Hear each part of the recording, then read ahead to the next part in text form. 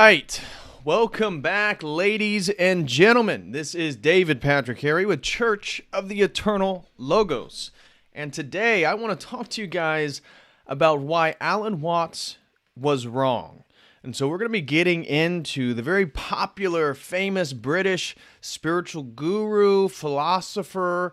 Many of us, I'm sure, had gotten into the Alan Watts teachings at one point in our journey. And so today what we're going to do is dive into these ideas and critique them a bit. And so as you've heard before in this stream, I'm sure you guys have heard Jay Dyer talk about that every worldview consists of a epistemology, a metaphysics, and an ethics. And so today we're going to be looking at Alan Watts' worldview, the paradigm, what it is that his teachings outline as the nature of reality. So we're not going to be necessarily, although we will be looking at quotes of his, we'll be looking at the main themes and ideas that he put out, and we'll be highlighting then obvious critiques, and then we'll move through specifically his metaphysics, epistemology, and his ethics.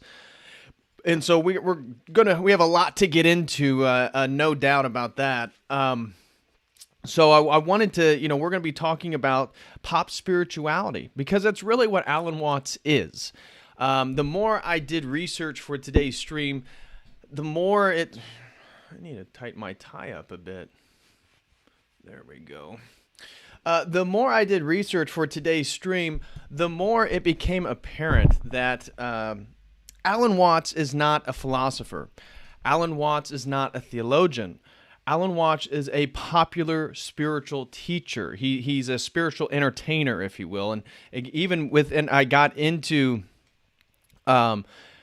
his own quotes about himself. Later in his life, he began to receive strong criticisms from other Buddhist, Hindu gurus, stuff like this. And because of that, he actually didn't identify himself as an educator per se, but as a spiritual entertainer. And so he was very conscientious to take a position that would alleviate some of the criticisms that would come towards him and his general teachings. So we're going to be getting into his pantheistic, his panentheistic worldview. These are two different conceptions of how the universe works.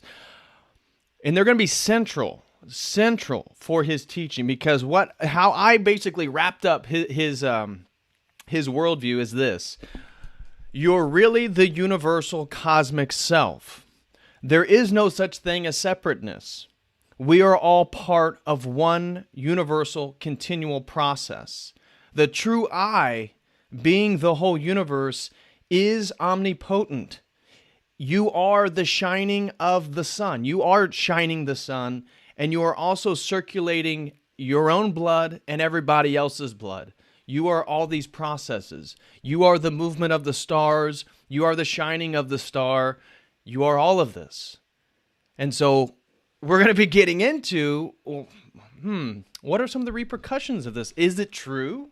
Is it true? Well, you guys have already heard me talk about the cosmic Christ idea, Christ consciousness. And this is going to take basically a very similar schematic, that it's going to be this grand understanding of the true self, this universal self that has no specificity, no specific details, no uniqueness necessarily. I mean, it's unique because it's the cosmic self, but in the Wattsian worldview, your ego is actually an illusion. Who you think you are as a unique substantiation of creation, that is an illusion. Sorry about it.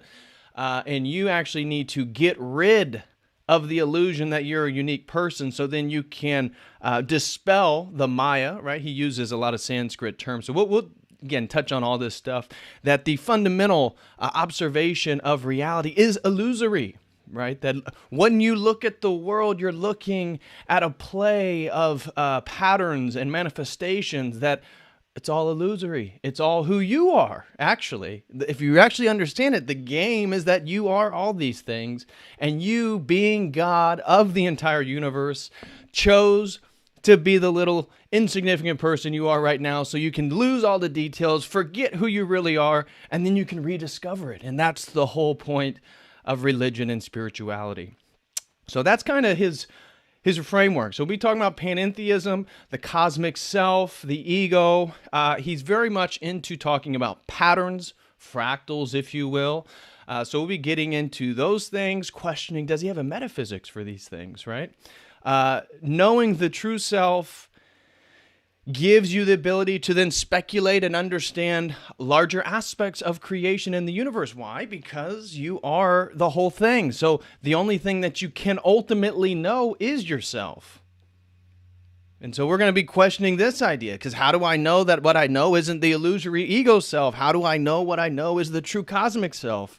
How do I know that my experience of the true cosmic self is truly true? Well, these are a little bit more technical, philosophical questions that Watts himself really never deals with. And in fact, I think, again, towards the end of his life, he was very aware of some of the internal contradictions of his own worldview. Like, as we will highlight, he postulates that he's a believer in the Big Bang Theory. Okay, that's fine. That means that the universe has a beginning point. This would actually run counter to most cyclical worldviews that promote reincarnation. We can go back to the Greek philosophical tradition where creation is eternal, never has a beginning. Because if it has a beginning, that would require a cause outside of itself.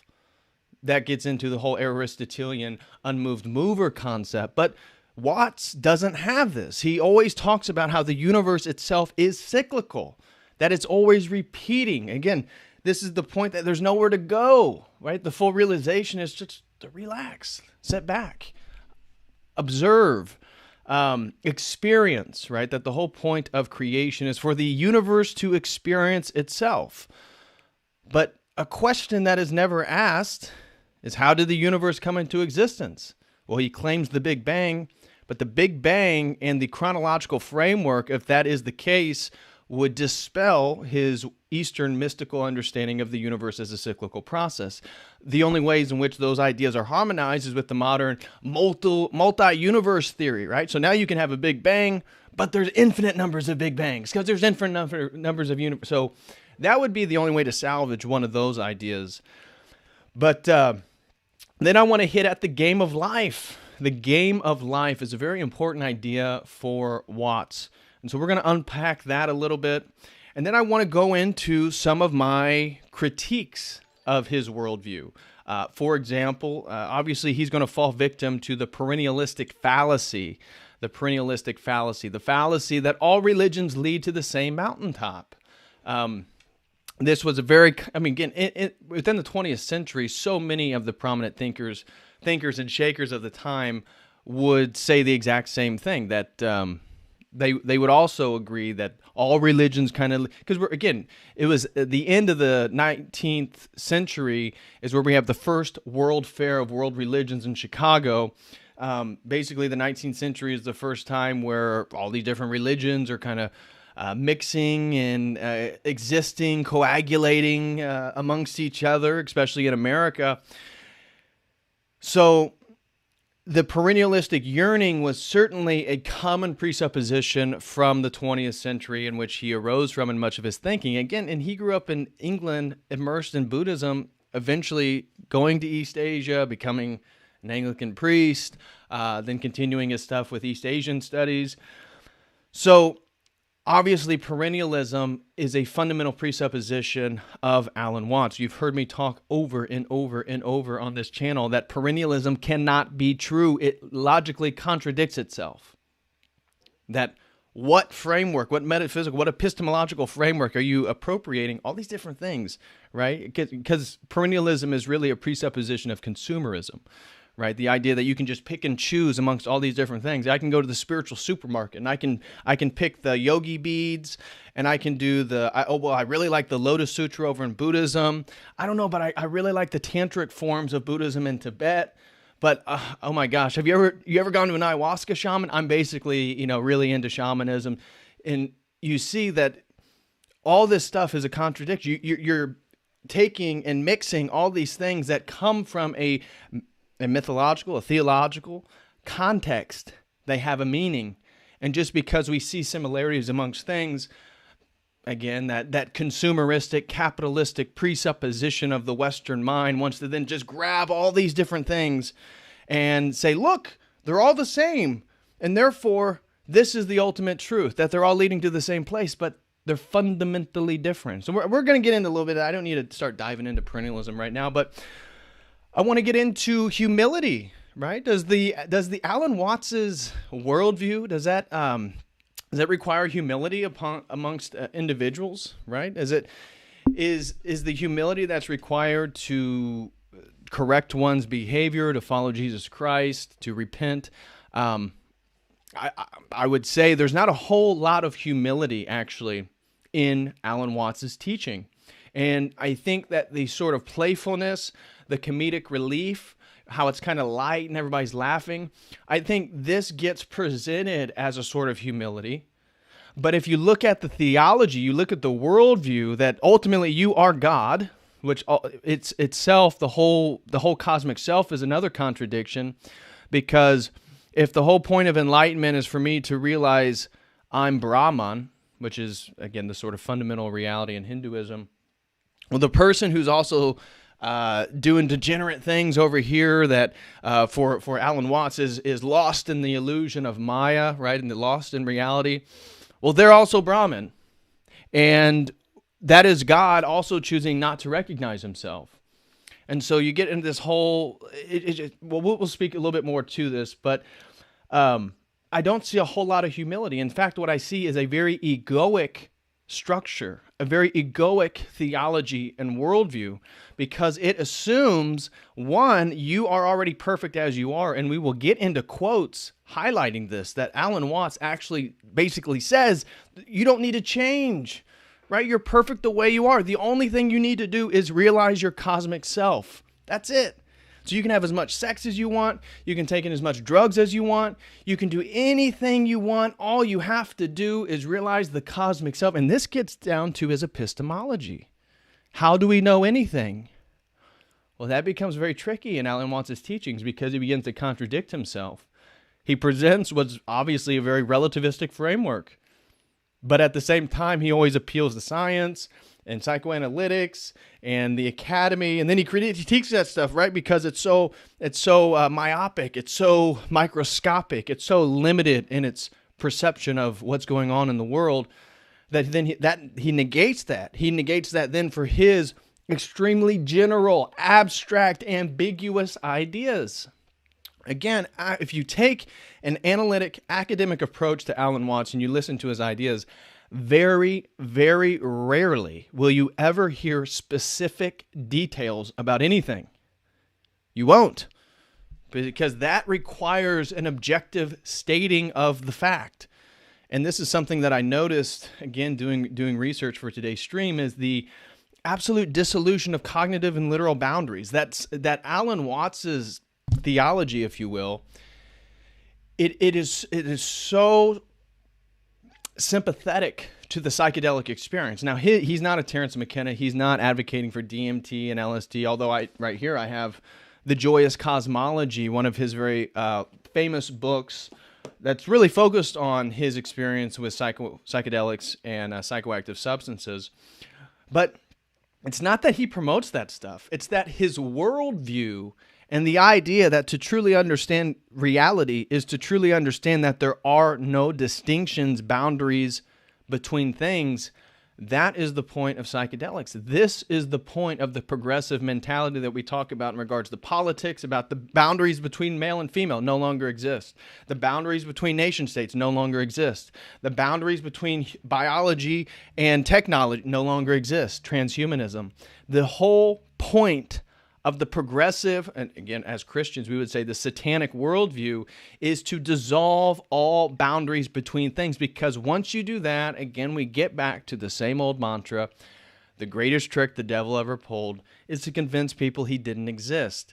And so the whole framework, the Christian framework of even the devil, however you want to understand that, then states that there's an objective morality. And that is where Alan Watts is on record multiple times for rejecting moral absolutism. He does not believe in absolute morality because within his worldview, as we'll get into his metaphysics, I like to call it dialectical monism. That his whole worldview, when you look at Alan Watts, it's always about the opposites and how the opposites are one thing. And so every time he gets into something, every time he discusses something, it's how, oh, look, you can't have black without white. You can't have life without, and then that's one thing. So this dialectical monism. And therefore, for him, because there's the dialectical tensions are always equal, and then they're one thing, take the yin and yang symbol to try to paint a picture of that for you. There is nothing better or worse than something else. There is no something greater, more moral, or less moral. Technically it's all relative. It's all relative. And so we're going to see, again, his dialectical monism. We'll get into his metaphysics, his relativistic epistemology, and then his really a relativistic ethics. And I have a quick minute clip. I don't want to play too much of his voice today, so I have a lot of quotes that I'll read for myself. But obviously his stuff can be copyright. I don't want to get a strike or anything, or get my stream here demonetized for some ridiculous reason. But there is a little minute that I would love to share because it's him being very honest. And he's talking about an experience in which he was asked to explain his understanding of morality. And basically he admits that his morality is absolutely selfish. And that because of his worldview of the cosmic self, that to be moral is really just to pursue one's own interest. And that would be do what thou will of Thelema. It would be very consistent, again, with many ideas we see in Western esotericism, theories of magic, psychedelics, stuff like that. That what we can know is ultimately going to be rooted in our experience, which is subjective and relativistic. Objective forms of knowledge are going to be myopic. They're going to be limiting in one's perception, and therefore they're going to tend to take on a negative connotation. So we're gonna get into all this stuff. So tons for us to talk about today. So obviously we need to do some quick housekeeping. First thing I want to say is Jack Gregory. You mentioned it, I think, 2 streams ago. The credit card option at the website of davidpatrickcarey.com/register is now available. So please, for everyone who is interested in becoming a website member, if you would like to have access to exclusive video content, you like the conversations, you like the streams that you see on this YouTube channel, there's more of where that comes from. And it actually comes over at the website. So please become a website member if you guys could. You can use PayPal or Stripe. The Stripe option is now working. Also, major shout out to everyone who has signed up for the one-on-one sessions. If you guys would be interested in doing a one-on-one session, talking about philosophy, theology, magic, psychedelics, life, fitness, whatever it is that you're interested in, we can do that. Go over to the website, click on shop, and you'll see the very first item is a one-on-one session. You can purchase 1 hour, 30 minutes, whatever you prefer.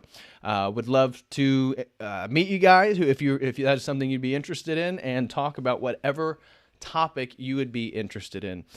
Also, we have new merch over at the website. So if you go to churchoftheeternallogos.com or davidpatrickcarey.com/shop, you will see a bunch of new merch. We got a bunch of new t-shirts. We got the Orthodox Calvary Cross. We got the Nika Cross. We got the Lord's Prayer in Arabic. We got Church Logos designs.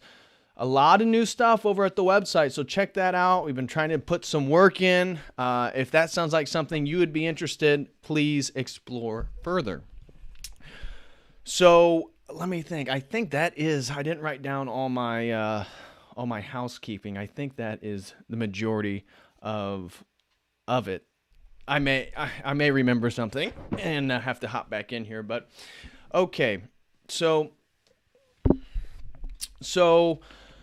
Where do we start today's conversation? I figured this video, this stream would be fairly popular because, like you guys, I also got deep into the Alan Watts worldview.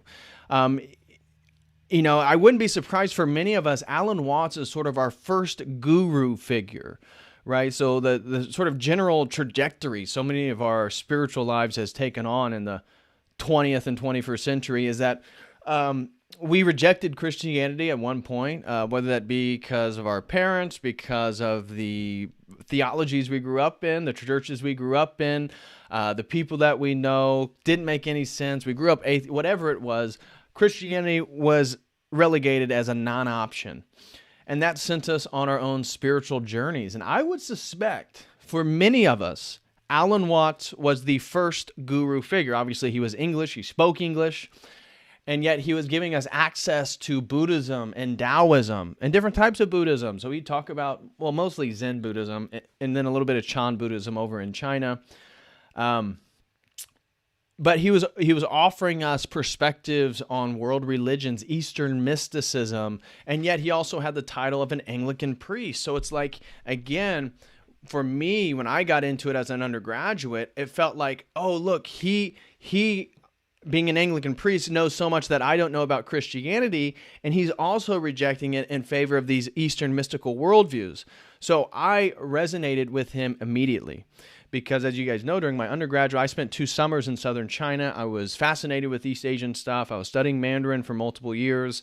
And Alan Watts was obviously a key figure in my own life. But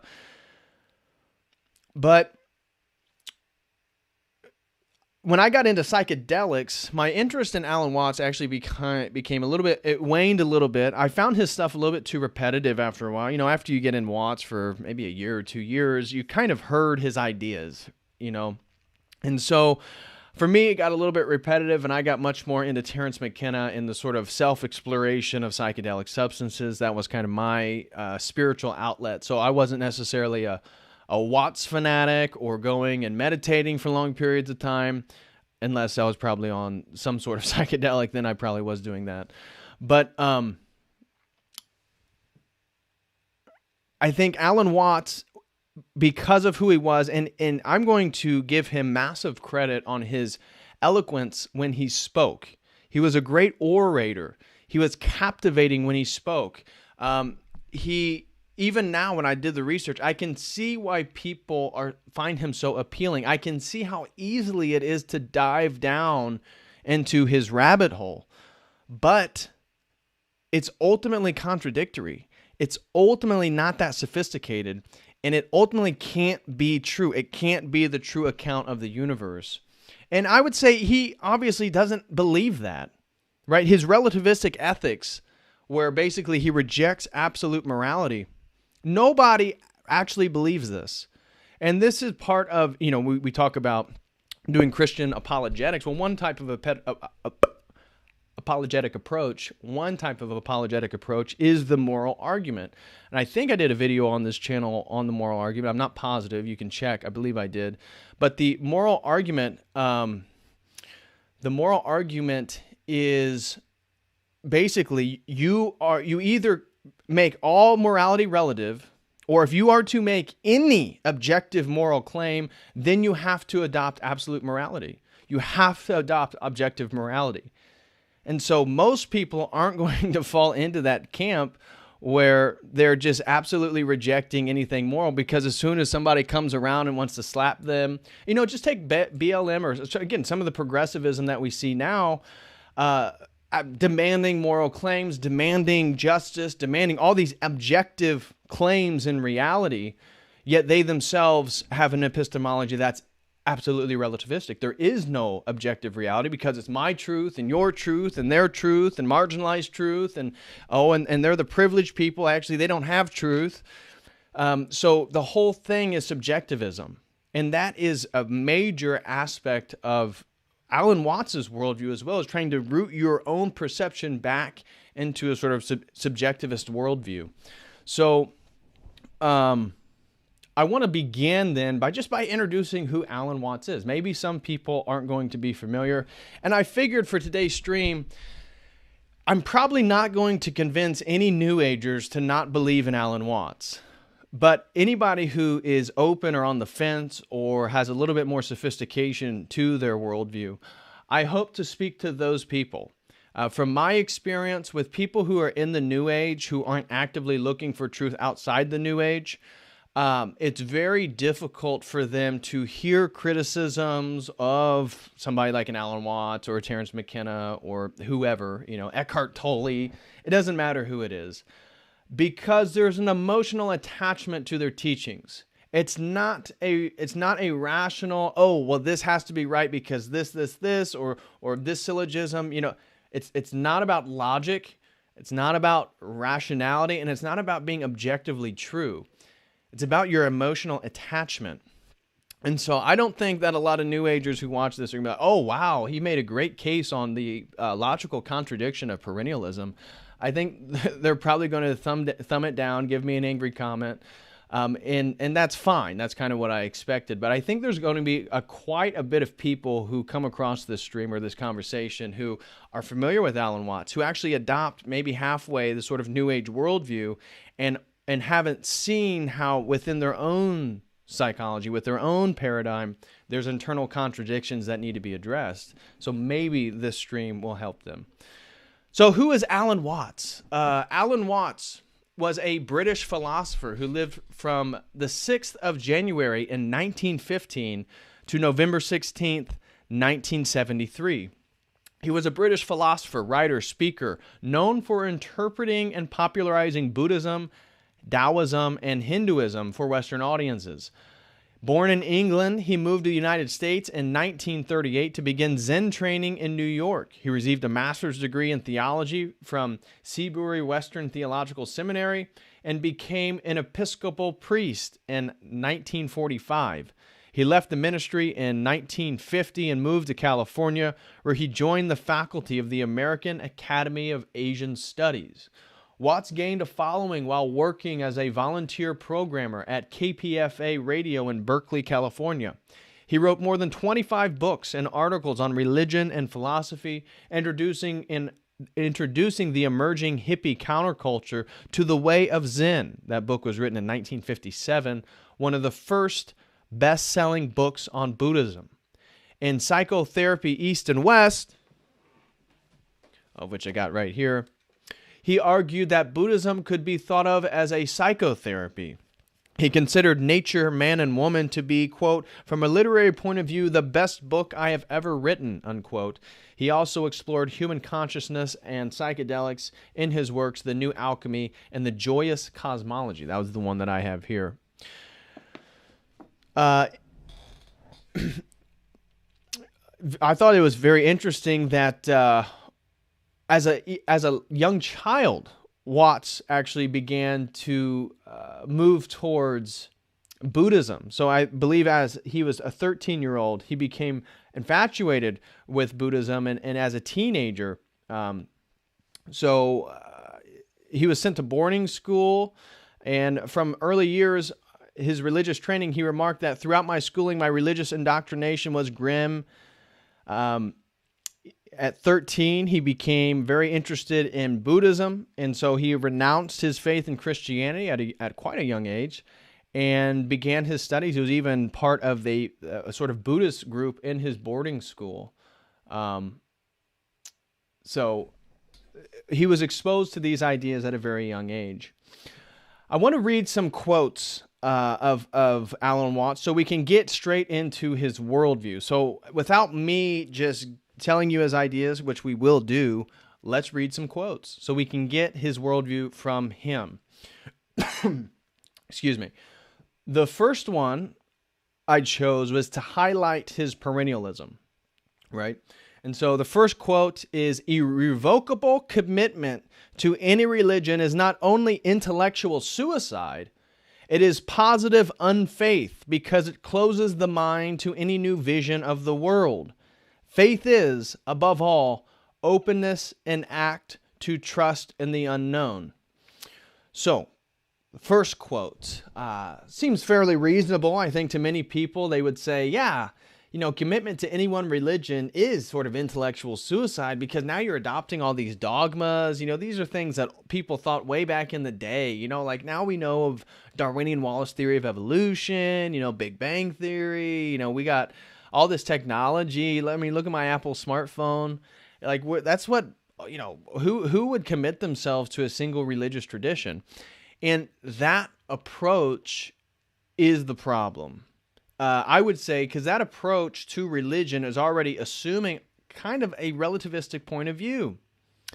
Because just because all religions are in a single category called world religions, one, it doesn't make them all the same.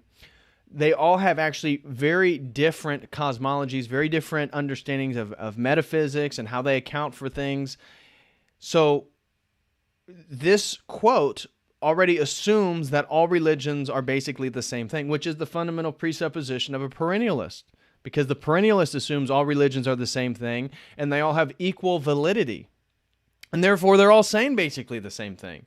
But how can that be the case when you're talking about an atheist? Again, Buddhism, although again Buddhism is a very complicated tradition. It has all types of varieties. People say, well, Buddhism is atheistic. Yeah, that's true. Buddhism actually has deities, though, when you start to look into Tibetan Buddhism. So Buddhism is a wide variety of things. Generally speaking, though, especially for him, his main focus was Zen Japanese Buddhism. Japanese Zen Buddhism is more focused on Satori, and they don't have deities per se. So to say that Buddhism is atheistic to a degree, that would be true, because actually Zen Buddhism is sort of atheistic, and it has an anatman. So there's a very important Sanskrit term called atman, which A-T-M-A-N, atman. That's just a term for soul. In Hinduism, they believe that you do have a soul. This is what incarnates through the cycle of samsara, right? This endless cycle of life, death, and reincarnation. So the Hindus, they say, well, you have a soul. That the souls is what is incarnating in your next life. And Buddhism, generally speaking, they would say, no, that's not the case. What is actually reincarnating each time is your karma. It's your inability to actually see that you have no self, that you actually have no soul. That now I'm thinking, now I feel like you should be thinking, oh, okay, now I'm seeing where Watts is getting this idea of the illusionary ego self for the cosmic self. Well, this, in a way, is substituting Buddhist nothingness, right? Because if you understand the Buddhist, we're just talking about Zen. Let's just say Zen instead of Buddhism all the time.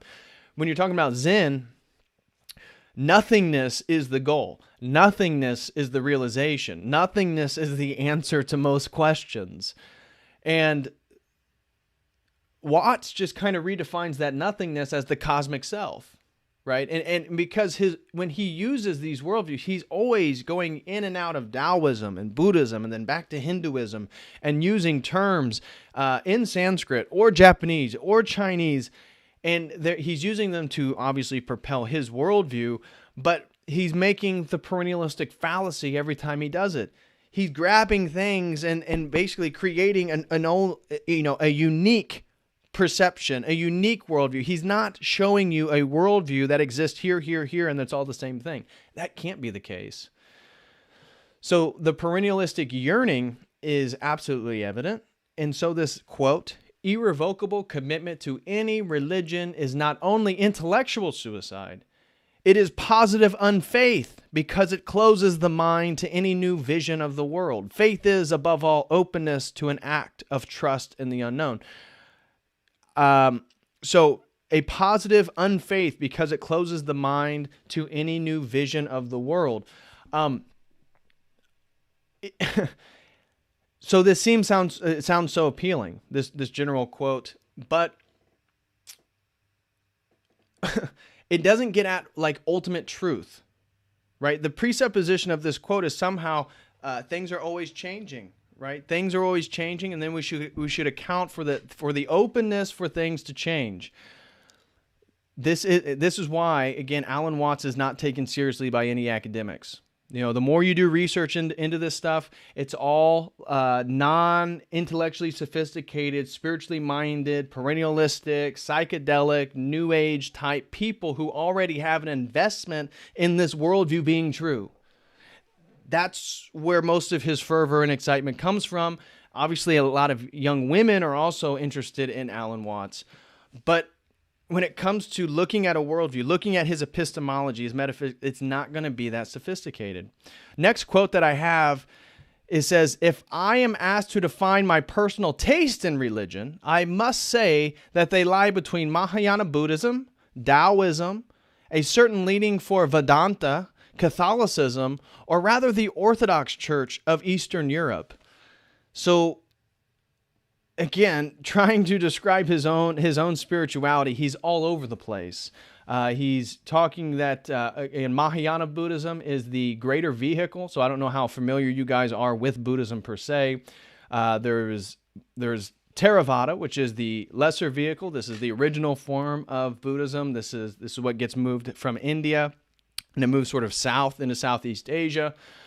Then you have Mahayana Buddhism, the greater vehicle that moves into northern India, moves around the Himalayas into the Silk Road, and then eventually enters into China.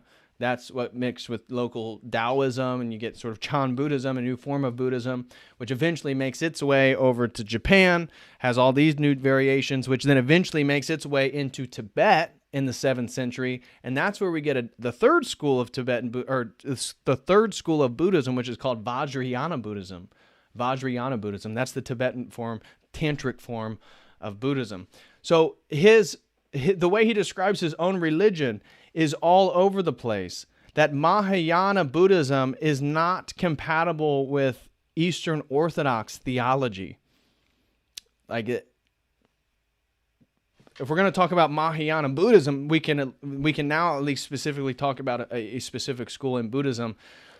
The lack of a self, nothingness, the absolute destruction of personhood, which is another thing we'll get into in Alan Watts's worldview, is the same thing that occurs over and over and over when we look at the psychedelics, when we look at the New Age. They're always destroying the person for something large, general, and abstract. They never want the specifics, the details, the nuance, the uniqueness of who you are, because what do most of these worldviews say?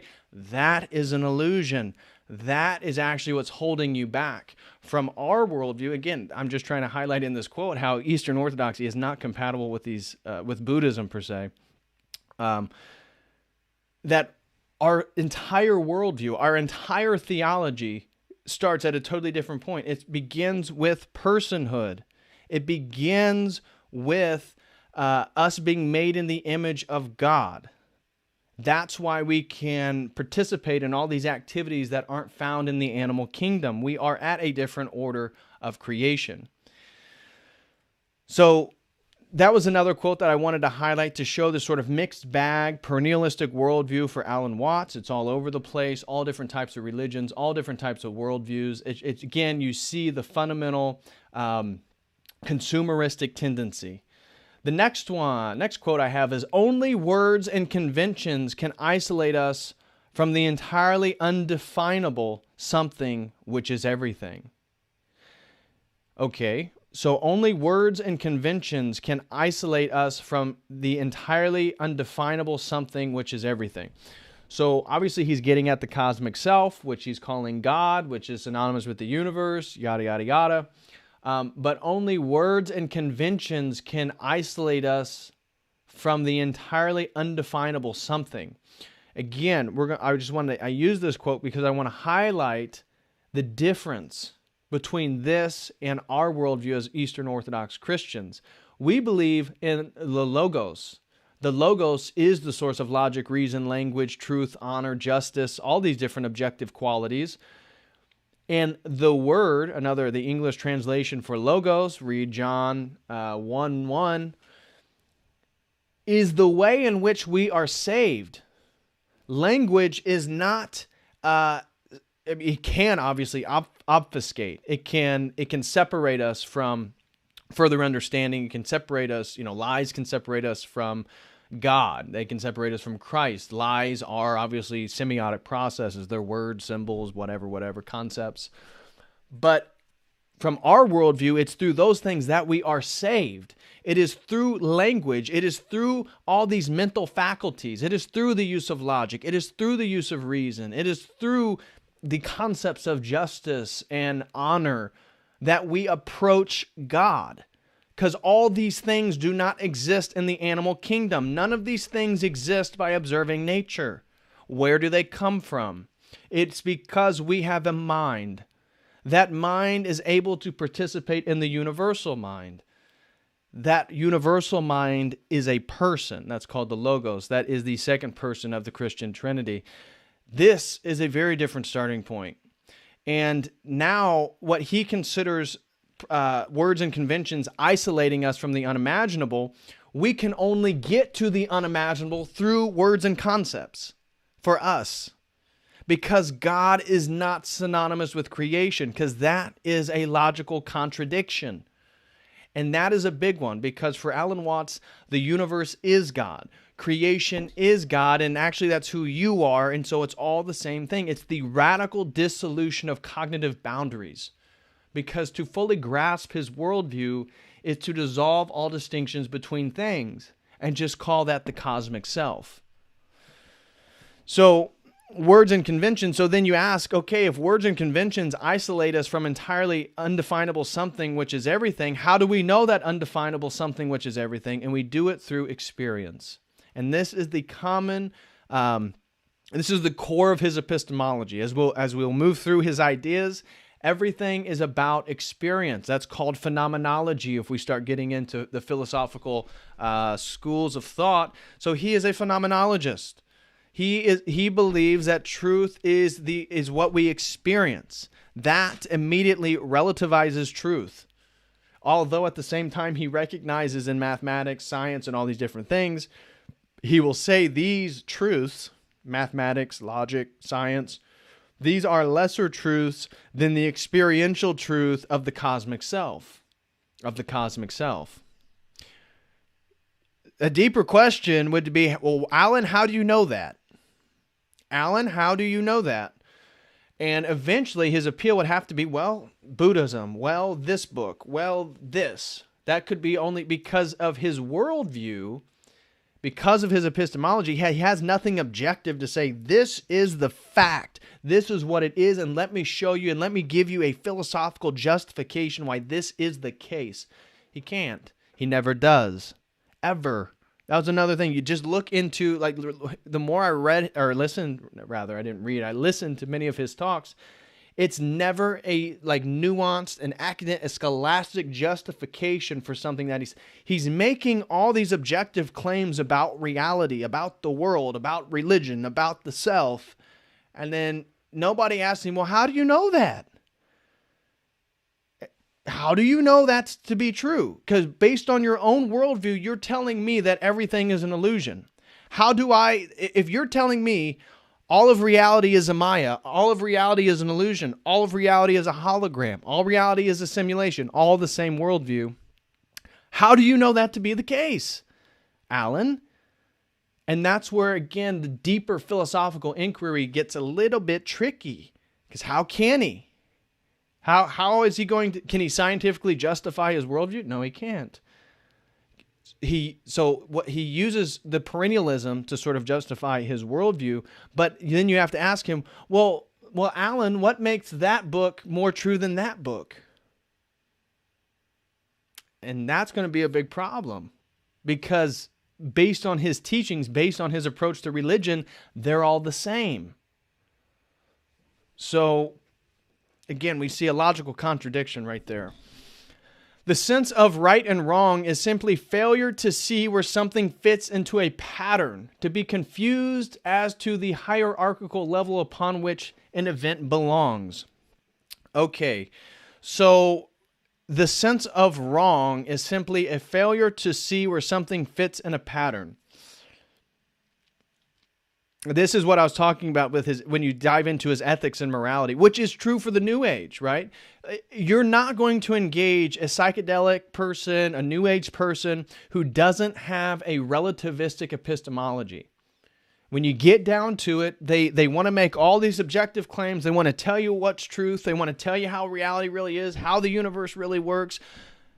And then you ask them, well, how are you able to do that based on your own worldview? Everything's relative and subjective. They don't have an answer. They don't have an answer.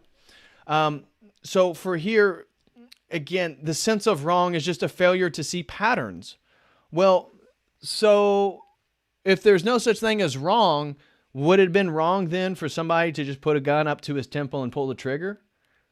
Is that just the cosmic self, playing the game, Maya, that if somebody was to walk up to Alan Watts, put a gun up to his temple and said, surprise, I'm you. Life and death is an illusion. See you on the other side, and pull the trigger. That's fine. That's fine. You see, because you didn't realize that life and death is just part of a larger pattern. You see, there's nothing wrong with somebody killing another person. It's all the cosmic self. It's all a game. It's all an illusion. It's the wave, coming in and out of existence. It's nonsense. Nobody actually lives their life based on that idea to be true, because nobody actually believes that idea to be true. Clearly, there is right and wrong. Even, again, we look at BLM, we look what's going on in this country, we look at the most progressive groups. They always want to make moral claims. They have a relativistic epistemology, which is more of a logical, rational understanding, right? Epistemology. Their worldview is emotional, and therefore they want to make objective claims based on morality because it's emotional for them, because these people are led by emotion. And the same thing is true within the New Age worldview. The same thing is true with many of these sort of spiritual 20th century teachers, that when you get down into it, there's not a whole lot of substance there. There's not a real foundation for knowing. There's not. And that's why, he says the sense of wrong is simply a failure to see where patterns, where something fits into a pattern. Because within his teaching, say you adopted wholeheartedly Alan Watts' teaching, what in it does it tell you can't do? What exactly about adopting Alan Watts' say you adopt everything that he says, right? That you're really the universal self. There's no such thing as separateness. We are all part of one universal continual process. That I, the true I, is the whole universe, and therefore is omnipotent. And therefore I am shining the sun right now as much as I'm holding my cells together, as much as I'm circulating my own blood, as much as I'm circulating your blood. So in that worldview, again, adopting Alan Watts' framework, what can I not do? I can have as much sex, I can do as much drugs. What about lying? Is lying bad? Well, it depends on when and where and what you use. Relativism, utilitarianism, right? Subjectivism. These things you cannot build a worldview out of.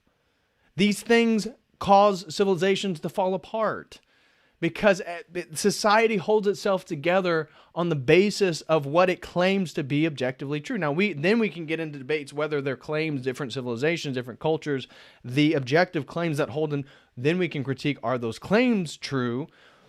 But there has to be these presuppositions of objectivity to a degree. But the right and wrong, there isn't one. This is why the New Age is so appealing for us young people. When we're 16 to 30, it's like, of course you want to be in the New Age. You get to call yourself spiritual. You get to call yourself enlightened. You get to call yourself God. And you don't have to do it. There's no moral restrictions. You can do whatever you want. Why wouldn't you want to do that? It's like the candy shop of the spiritual marketplace. You can have all the goodies, and you can claim all the titles. Right? That you're enlightened, that you're spiritual, that you're God, that you're one with the universe. You can do psychedelic, all this different stuff. So The next one I have. So we talked about is relativistic epistemology, or morality, ethics, epistemology. Another quote I have is, what you basically are, deep, deep down, far, far in, is simply the fabric and structure of existence itself. And then you want to ask, how did existence itself come into existence?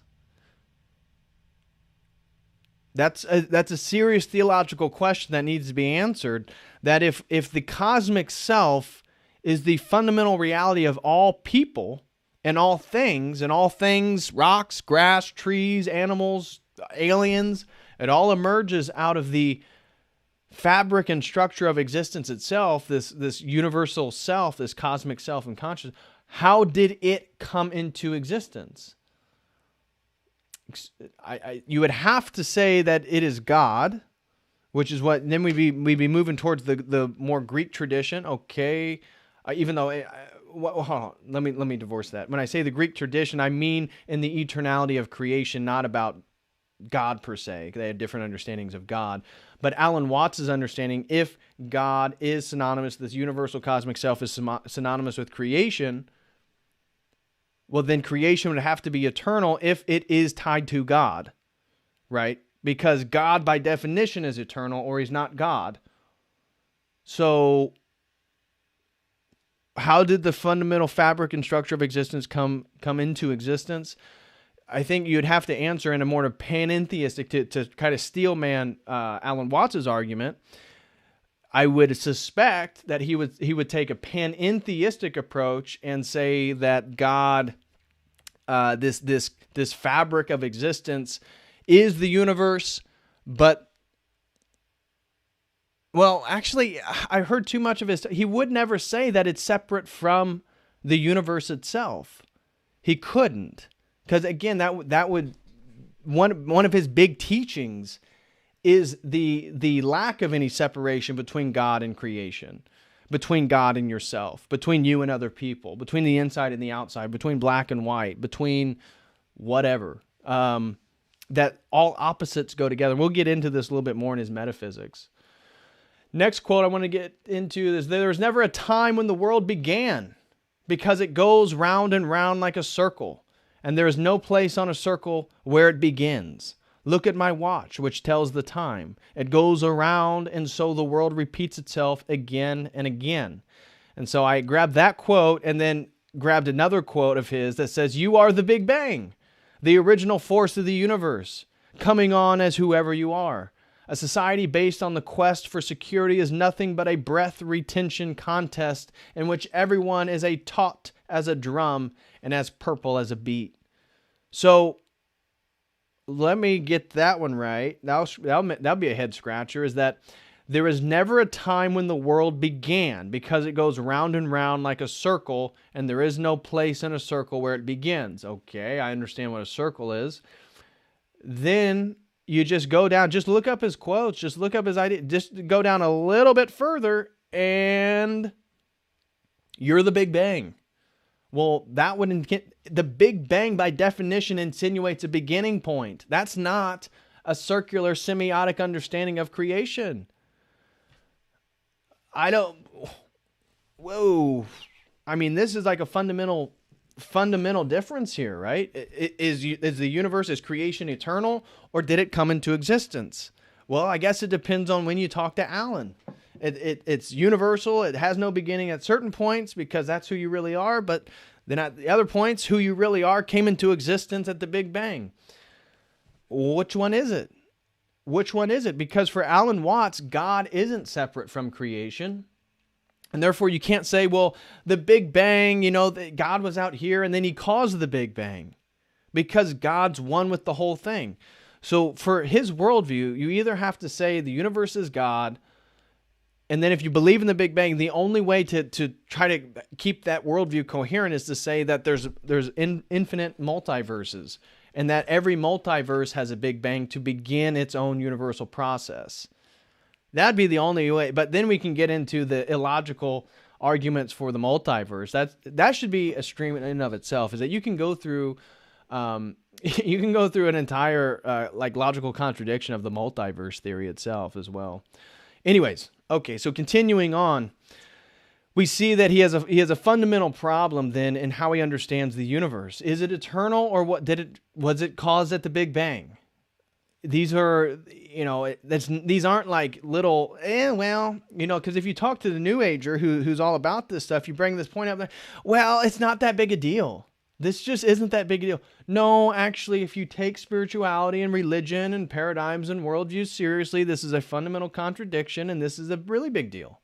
This is a big deal. They can't exist at the same time. Anyways, next quote.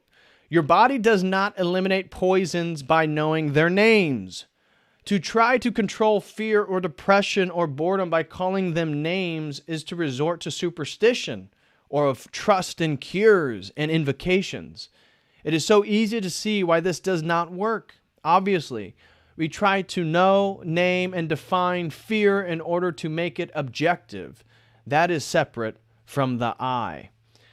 Okay, so I got some major contentions with this quote. So let's go through it. Your body does not eliminate poisons by knowing their names. So, the body that eliminates poisons recognizes the identity of those poisons to eliminate it in the first place. So whether or not they're using English, whether my body speaks English when it encounters it, who cares? It's like the example he's using, your body does not eliminate poisons by knowing their names. If your body is eliminating a poison, by definition, it's recognizing it's a poison. So okay, so maybe he's making just the claim of the relativism of language, okay? To try to control fear or depression or boredom by calling them names is to resort to superstition of trust in cures and invocations. It is so easy to see why this does not work. Obviously, we try to know, name, and define fear in order to make it objective. That is separate from I. So this last one, we try to know, name, and define fear to make it objective. Well, it's like both can exist at the same time. The subjective experience of fear is fear in and of itself. Right? But it doesn't mean that there isn't an objective category called fear that all of us can talk about as third-party peoples. We can do that, and language gives us that ability. This is one of the beauties of language, of, again, a logos theology, a logos-oriented worldview, that again, I see what he's saying, and it's like, despite maybe my energy, I am not angry at Alan or Alan Watts or his ideas. I think that it's just the sophistication. I think, again, for me, this stream was me basically 2.5 years, 3 years separated from Alan Watts and any of his ideas. I've been on my own journey, doing my own research, doing my own growth into orthodoxy, and then just re-engaging it from the perspective that I'm at now. It was eye-opening, because I just kept seeing contradictions, statements of objectivity here, and then it contradicted itself over here. So obviously we try to know, name, and define fear in order to make it objective, because we can make fear objective as a category of experience, just like sex is objective. Doesn't mean I'm having sex right now, or that somehow it diminishes my experience of it, or when my experience of fear. No, it's like I get why he's so adamant about because again, he's coming from a Buddhist standpoint. And so in Buddhism, you want to separate one of the practices in Zen, is to meditate and become aware of your own thoughts, your thought patterns, your intentions, your desires, and to separate yourself from those things. So in Buddhism, from that worldview, again, all those things are semiotic process. When you have a thought, when you have a desire, that's coming at you through images, through pictures, through language, through words and concepts. And so we have to separate ourselves to a degree from those things. But to then make the leap that somehow all those things are lesser, negative, lack fulfillment, as opposed to the separation of the self, So if you separate yourself from all that clutter in your head, all that chatter, then the next step is to realize that that self that's separated is also an illusion. So, but anyways, moving on. The meaning of life, this is another quote, is to just be alive. It is so plain and so obvious and so simple, and yet everybody rushes around in a great panic as if it were necessary to achieve something beyond themselves.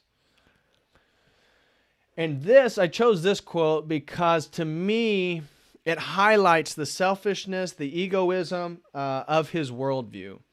That the meaning of life is just to be alive. It is so plain and so obvious and so simple. Yet everybody rushes around in a great panic as if it was necessary to achieve something beyond themselves.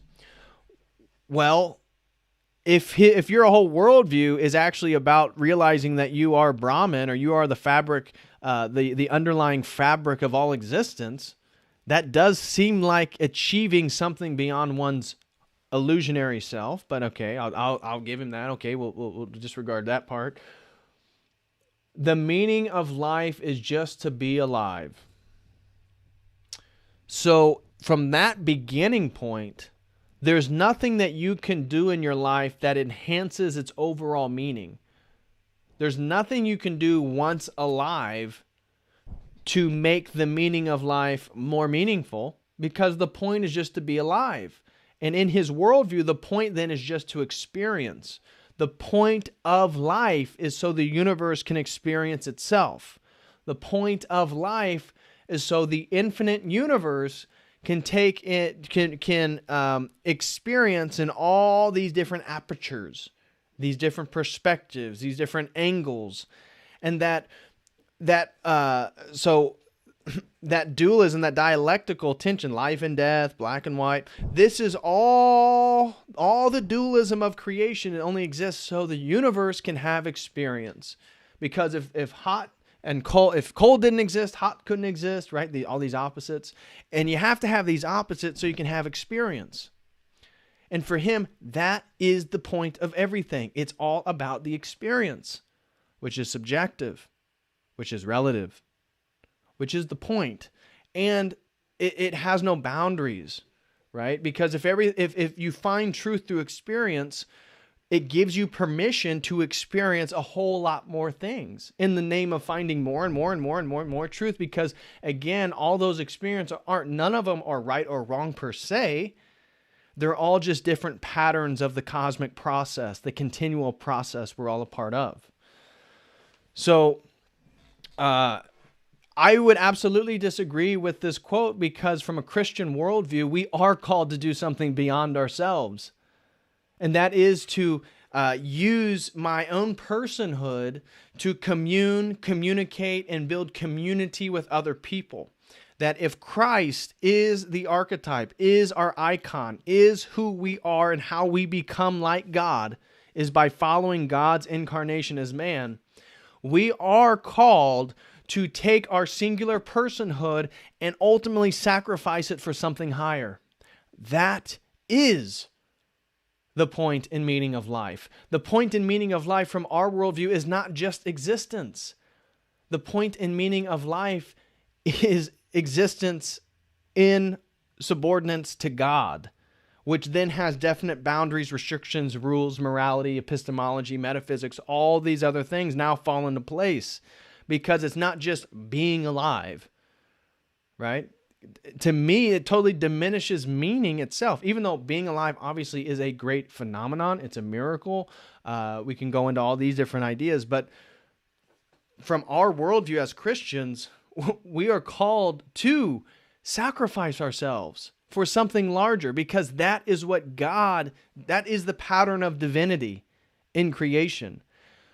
So in Alan Watts' worldview, you are the cosmic self, but are you ever sacrificing yourself for something greater? No, you're doing the exact opposite. You're always pursuing your hedonistic desires, your pursuits, what you want materially.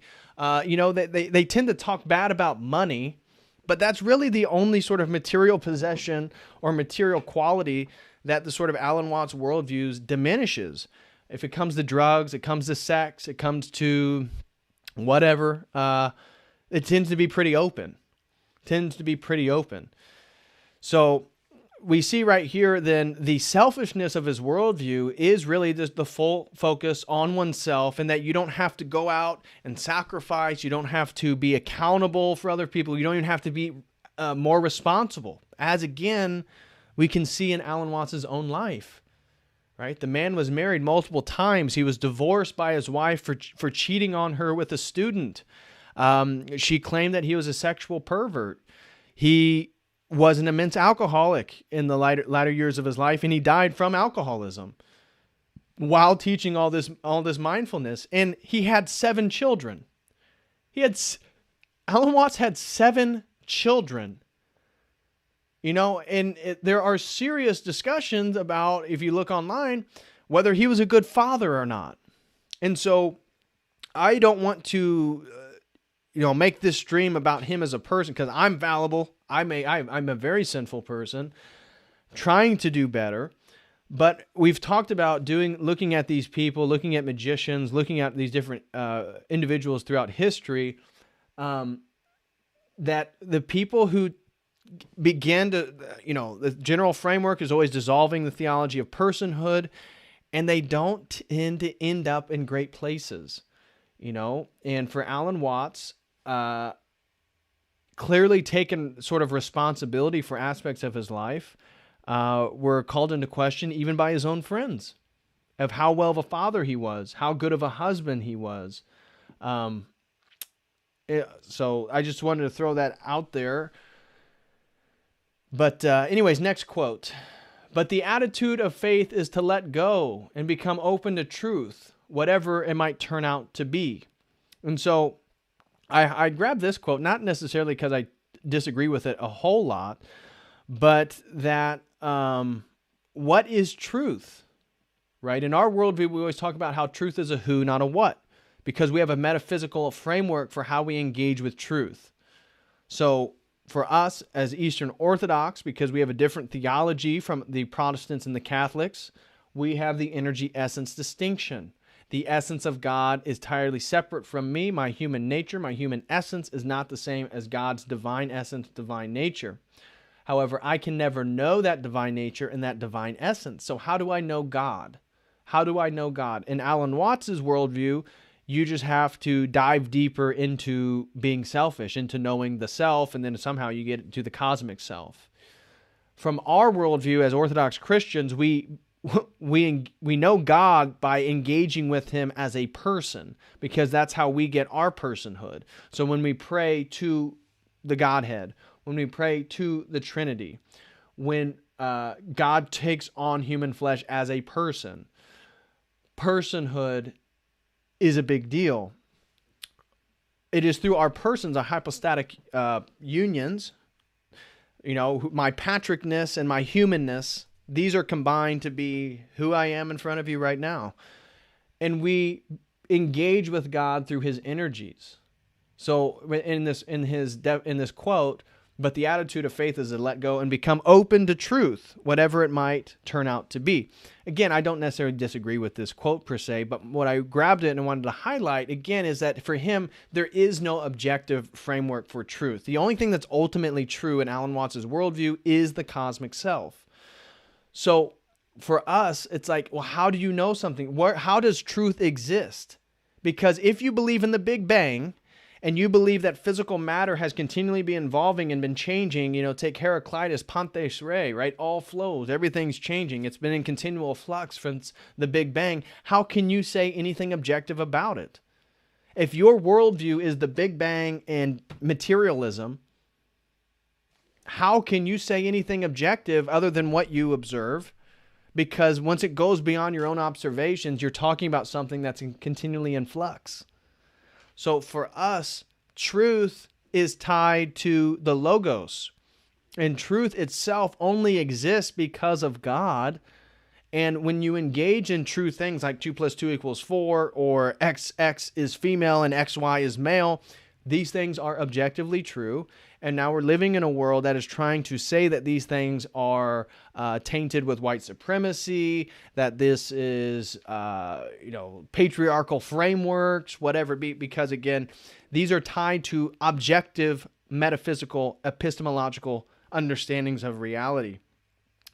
So truth, we as Orthodox Christians engage with the energies of God, that we know God, we know truth, because of his energies. So the way that you know me, you don't know my Patrickness, you don't know my essence, but I know who you are and you know who I am through our energies, through my actions, through my words, through my tonations, through how I've treated people, things that I've done. These are energetic activities. And through all the energetic activities, that's how we come to know anybody.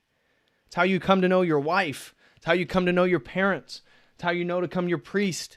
It's how you come to know anybody is through their energies. And therefore, that has to be the same way in which we come to know and engage with God, because he's a person, because that's where we get our personhood. And so, therefore, these energies that we engage with are metaphysically rooted in the Logos, like truth, like language, like logic, like reason, like honor, like justice. These things are objective.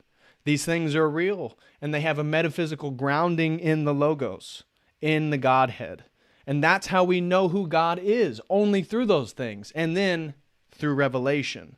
And the revelation part is really going to be, as Christians, where we would separate our worldview from Alan Watts, because he's using that perennialistic framework. Alan Watts is adopting all these ideas, grabbing from all these different world traditions. And we would say, well, Alan Watts, is that book ultimately true?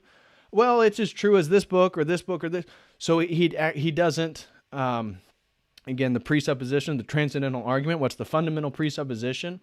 That for us as Christians, it has to be revelation. That's how we grab and ground our entire worldview. How Watts would ground his entire worldview, he can. It's a hodgepodge of different things that are dislocated out of their cultural context. So, and the other thing that I want to say, because I saw Keenan just said adopting Alan Watts' worldview just leads to nihilism, is that Alan Watts, like, let's assume, again, we're talking about how difficult it is to be a New Age or to follow his teaching. Let's assume that you believe that you are the universal self, you're omnipotent, that you are the universal God, you are both shining the sun right now as well as circulating your blood, and that the only problem that you don't realize that is because the false ego inside your head, and therefore you're continuous with the entire universe. What is the takeaway afterwards? Let's say all that is true. Then what? What's the next practical step somebody's supposed to do once let's say they believe all those things? What next are they to do? And the point is they don't have to do anything. And that's the insight. From the New Age, they say, that's it. Right? I don't have to do anything. I can just sit here and I'm my divine, cosmic, universal self. And from my perspective, it's like, no, you thinking that you don't have to do anything besides sit there is like, it's the trick. It's the game. It's assuming that somehow you're already perfect.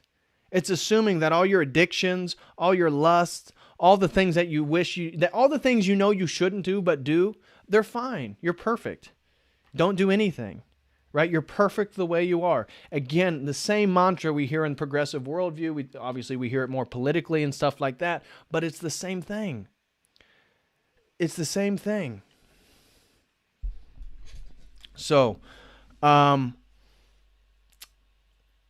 next quote, we seldom realize, for example, that our most private thoughts and emotions are not actually our own, for we think in terms of languages, images, and we do not invent, but which we are given to us by society. And so this is the sort of cultural constructivism that but who you think you are is a sort of cultural construction. that you're just the language and you're the images and you're everything that your culture told you to be, right? Again, you see this often in trying to define the ego as a culturally constructed, a sociologically constructed sort of psychological amalgamation, right? It's just this amalgamized concept inside your head of who you think you are based on your language and the images and the experiences and all this different stuff. So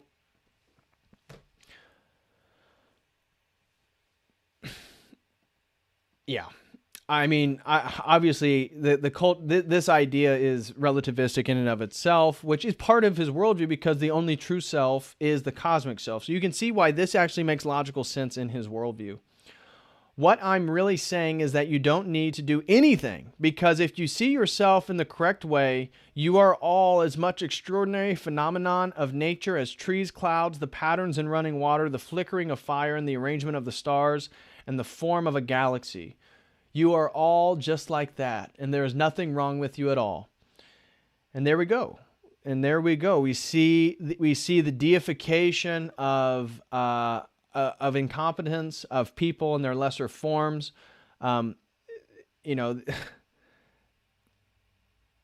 This is the progressive mantra, right? Everybody has their own truth. Everybody's truth is equal. You don't have to change yourself. Do not fat shame. You better not fat shame, you bigot. Well, is there not objective standards to beauty? Is there not objective standards to health? No, there's not. We're in the 21st century. There is nothing objective. So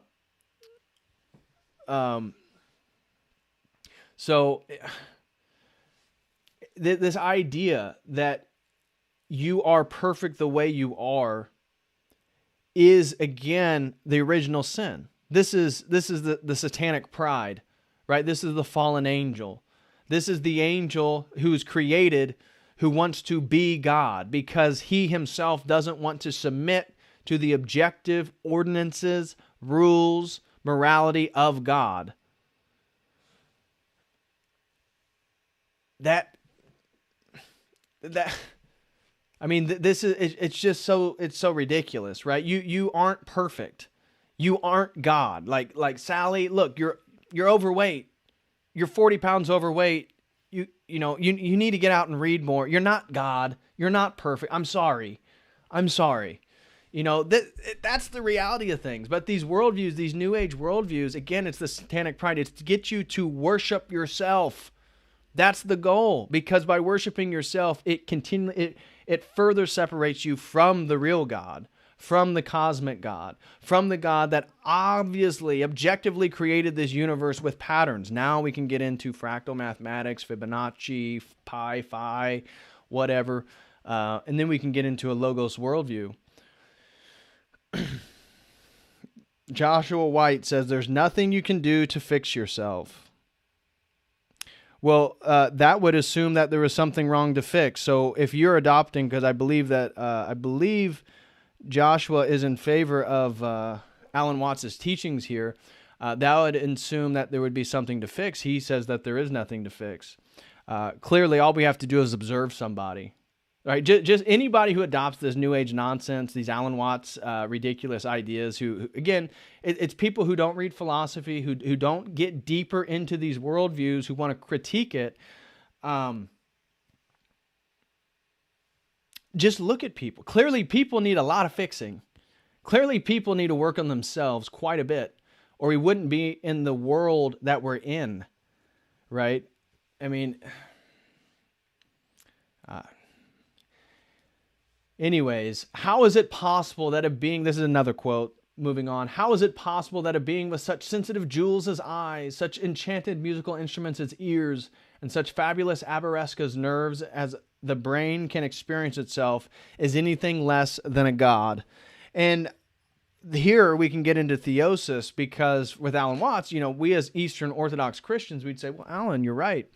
The entire intention of creation, the entire intention of humanity was to become gods with a lowercase g, one with the divine nature.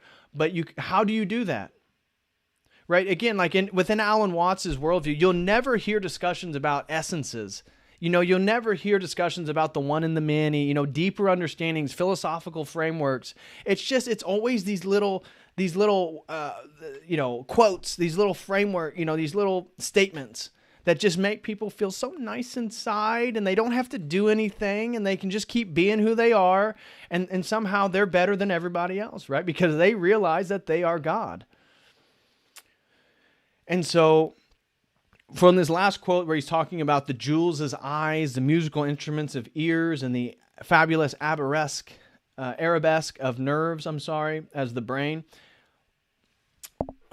what he's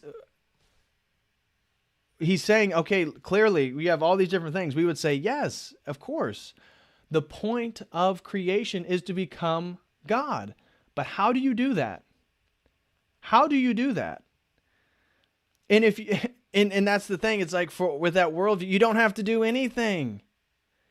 And again, it's like the sedation. It's like the Grubhub, right? The whole satanic movement of our society, making things more and more complacent, more comfortable, more lazy. It's like this whole worldview is lazy. It's so lazy because all you have to do is just say you're God and you're good.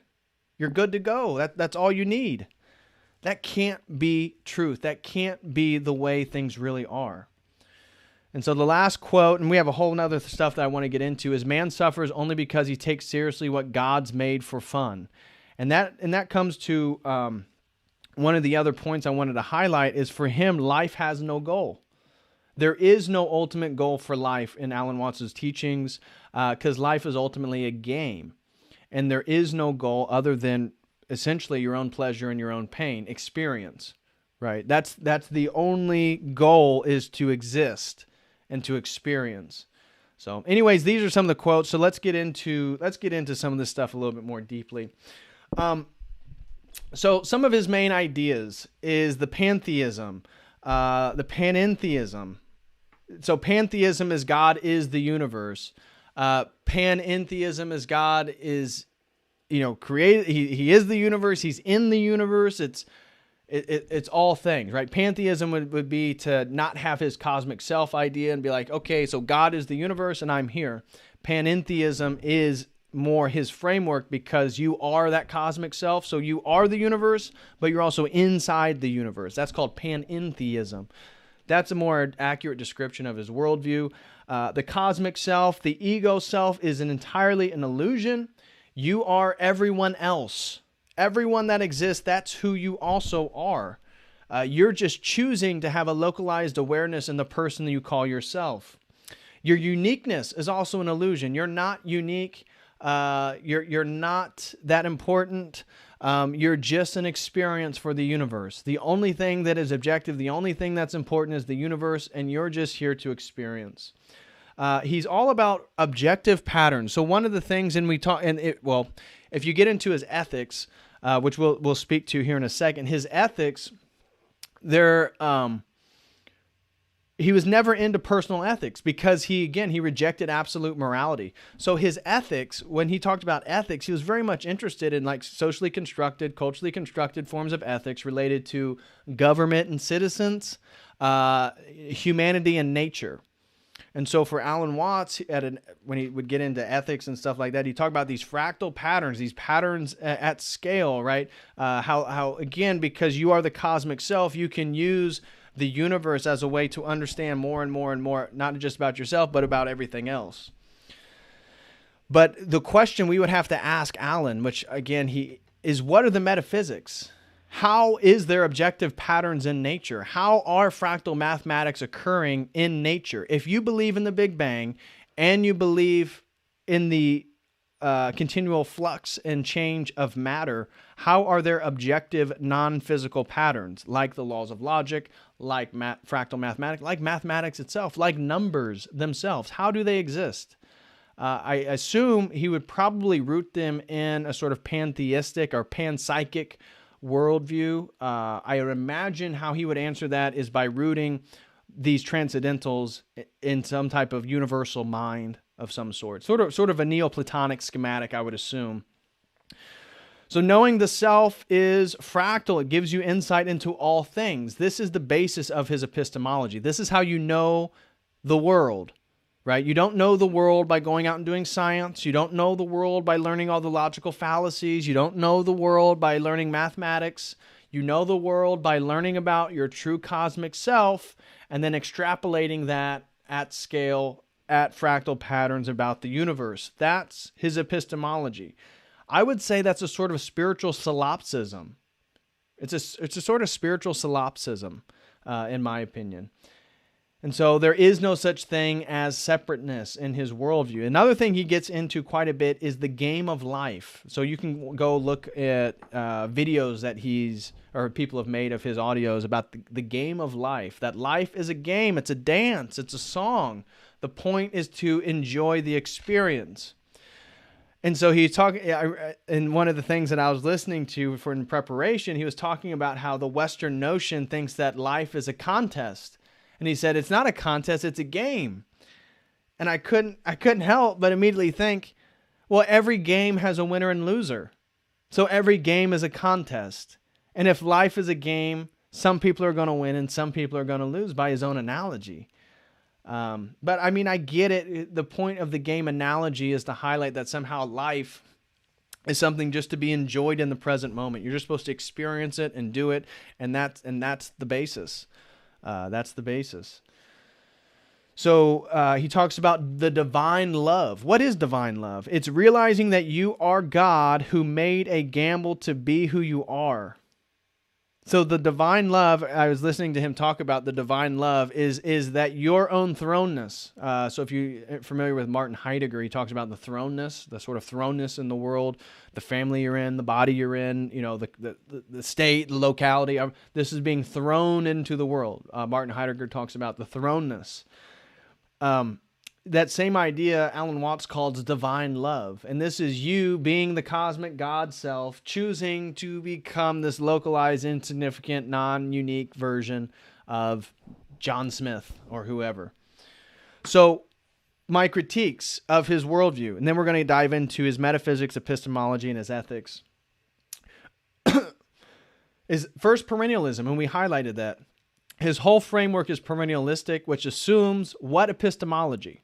Right? If I say, okay, all religions lead to the same mountaintop, and they're all talking about the same God, and that when Buddhism is talking about nothingness and they're talking about no God, what they really mean is the love of the Trinitarian Christian God. It's the same thing. They're actually talking about it in two different ways. Language is culturally constructed, and therefore, there's sort of a relative way in which they're trying to express the same experiential truth of life.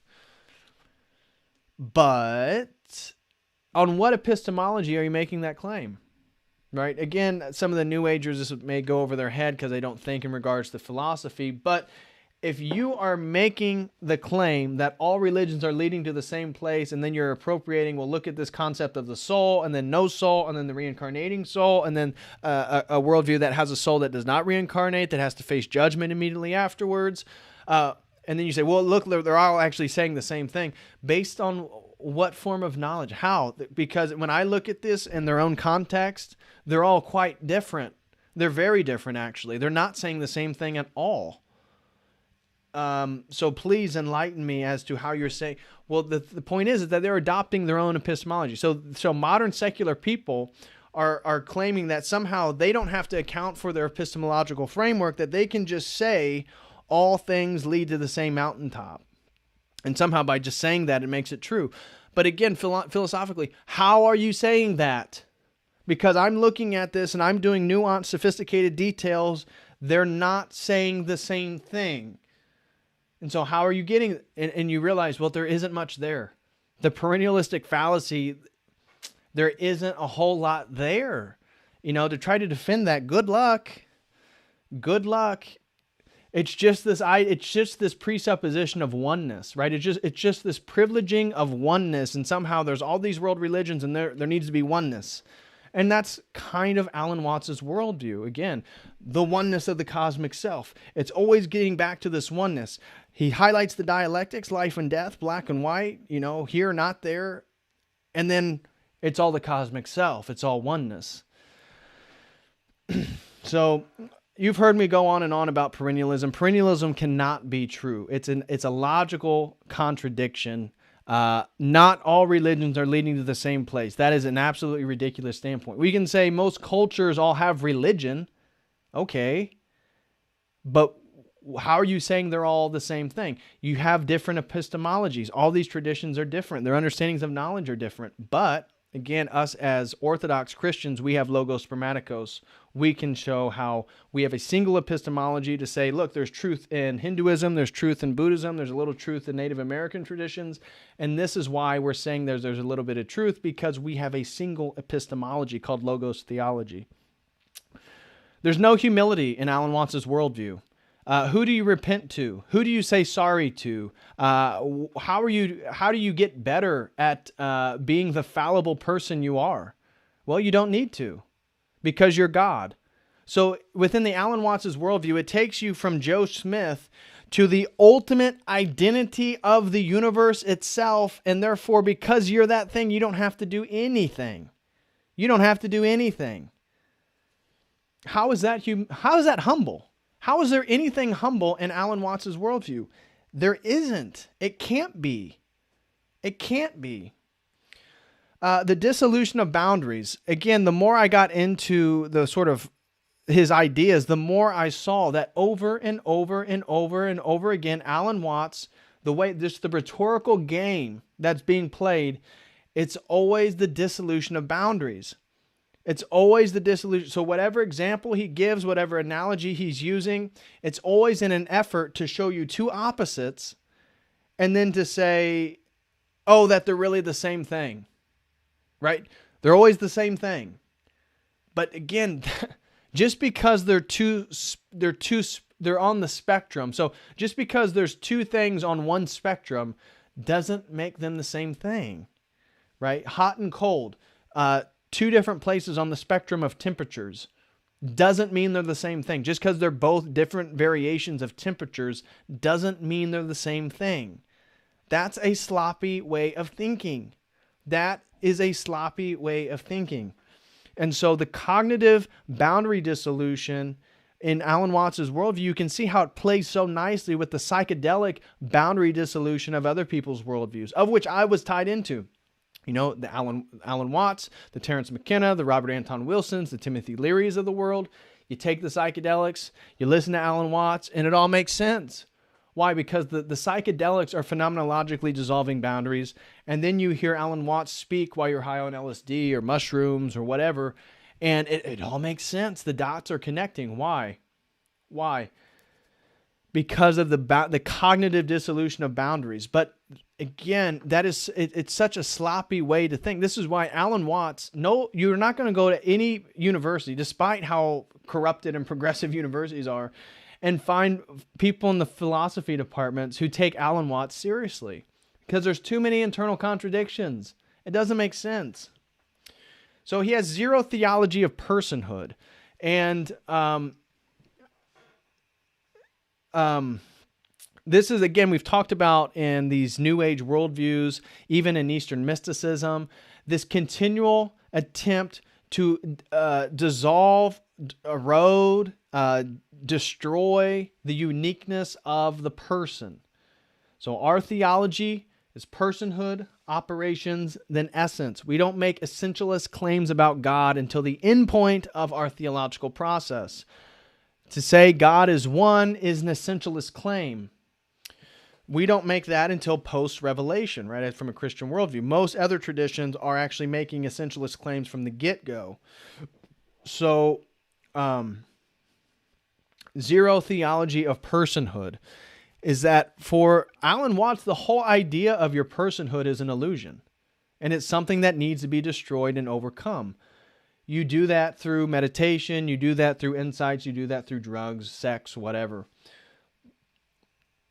And so I'm going to briefly move on to the next one, but I just wanted to highlight that when you look at his worldview of this cosmic self, you think that it's like, oh my gosh, it is personhood. It's about who you are.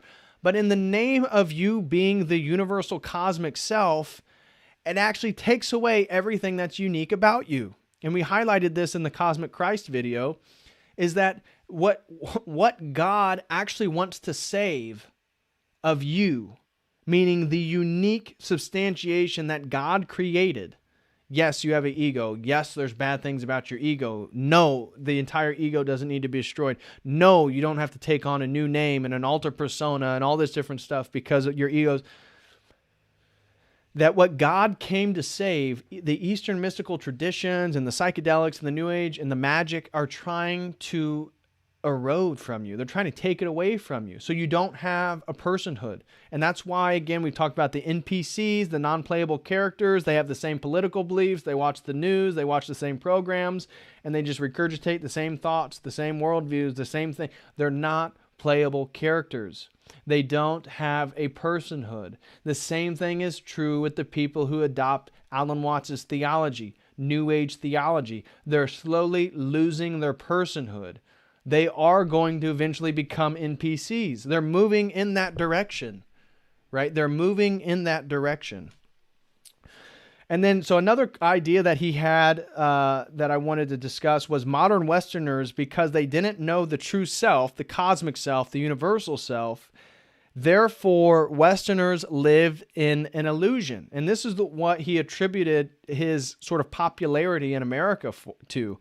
He claimed that the reason why his teachings and his career really took off in the U.S., mostly the West Coast, the Bay Area specifically, but he traveled the world. I mean, Alan Watts had a great life. But he claimed that because modern Westerners didn't know the true self anymore, they were detached from reality. And that's what he was bringing back, knowledge of the true self. So you can imagine, again, for him, Christ is just the cosmic self. That's all he is. He's a symbol for the cosmic self, which takes us right back into the New Age of the cosmic Christ and Christ consciousness. Same schematics as Alan Watts.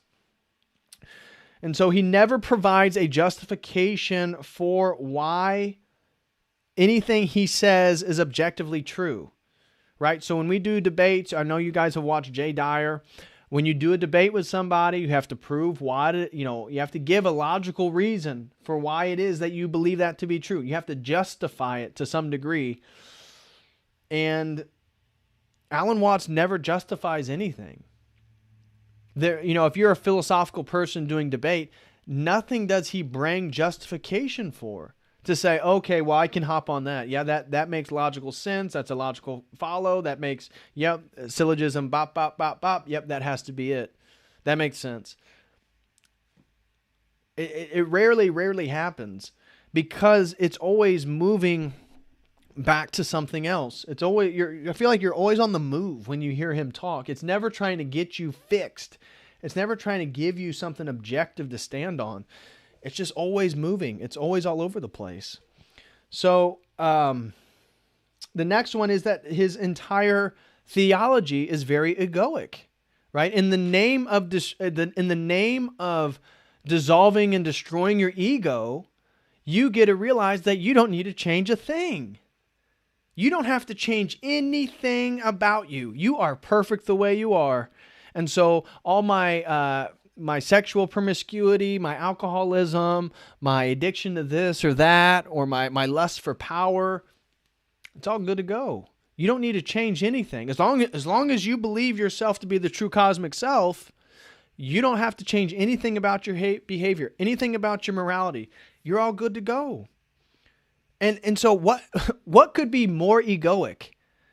If in the name of not having an ego, you can't make a more egoic claim than you are the entire cosmic universe aware that you're that inside a single person. That would insinuate that you are basically God. You're a fully enlightened being. And because you're this fully enlightened being, you don't need to change anything about yourself. What could be more egoic than that? Seriously. And this is what we find. This is what we find in the psychedelic stuff. People who love to dive into the psychedelics and use that as a sort of marker for their own spiritual enlightenment is they assume that through these ego deaths, they are going into noetic realms and grabbing objective truth or objective better insights and objective insights to reality, coming back to the world, and therefore giving people that. And because you're not going into these noetic psychedelic realms, you actually don't know. I know. You don't know. And so, again, we see the same thing in the psychedelic community. In the name of ego death, dissolving one's ego, people become more and more egoic. The same thing is true with Alan Watts's worldview. You couldn't make a more egoic claim than his worldview. It's hilarious. And so the grand general theories are never nuanced. They're never specific. They're never, Alan,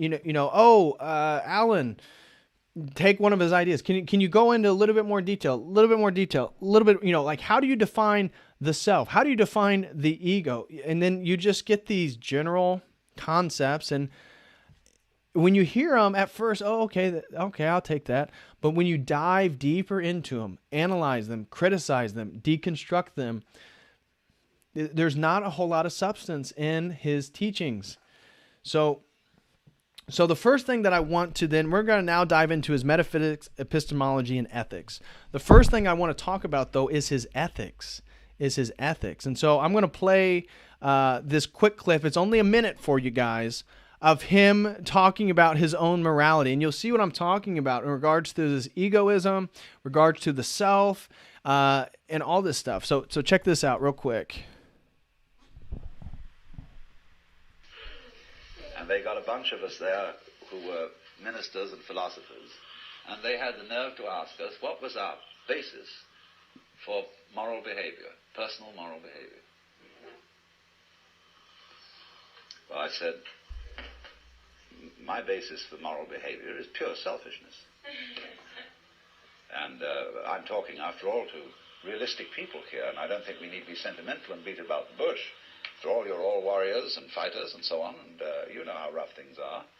So I'm going to say to you frankly, I'm out for me. But of course, I don't do it in a tactless way. I don't go around and hit people over the head and say, give me this, give me that. I'm much more subtle. I say good manners and please and how nice you all are and so on, and finally people feel massaged psychologically into a state where they'll give. But then I said after that, there's some things that bother me. So he goes on, this is on his basis of morality. He kind of gets off topic there, but I just wanted to highlight that, right? So when he was talking about a time in which he was asked to provide the objective framework for his personal morality, and he very honestly, I would say, very honestly says that for his framework, it's entirely selfish. And I think that is completely consistent with his teachings. It absolutely is. That his morality is selfish, and that his morality allows him, as he said, to get things in the world. Because what else is the purpose? The purpose of his worldview is experience. Experience leads to further knowledge. Further knowledge then is experiencing more and more things. Using people to have, to get more things in the world, to have a more of a hedonistic approach. There's nothing wrong with that. Because all those experiences, all those hedonistic experiences that you embark upon are only going to give you more feedback, more understanding, because you are the cosmic universal self. You're getting to learn more about the universe itself through it all. And so there's nothing wrong with that. And so I thought that his discussion on morality and ethics was quite honest, that it really is. It's a selfish process. Because again, we've talked about, for him, the meaning of life is just to exist. It's just to exist. There's no larger purpose. There's no communal effort. There's nothing for you to sacrifice yourself to. That would be a misunderstanding of who you are. That you are the cosmic self, and therefore, since you are the cosmic self who's realized that you are the cosmic self, basically you can do whatever you want. Go have fun. Be polite. Be a courteous gentleman in the pursuit of whatever it is that you want. That's the goal. And so when we look at his ethics, again, he was noted multiple times, he even wrote about this, to reject absolute morality. And so, as I was highlighting earlier at the beginning of the stream, the argument from morality is a Christian apologetic approach, and it basically goes that morality is either objective or relative. There's no in between. Morality is either objective or relative. If morality is objective, then there is a moral law giver. If there is a moral law giver, then there is a God. And so that's how the Christian apologetic argument goes in regards to the syllogism. But if morality is relative, as he rejects absolute morality,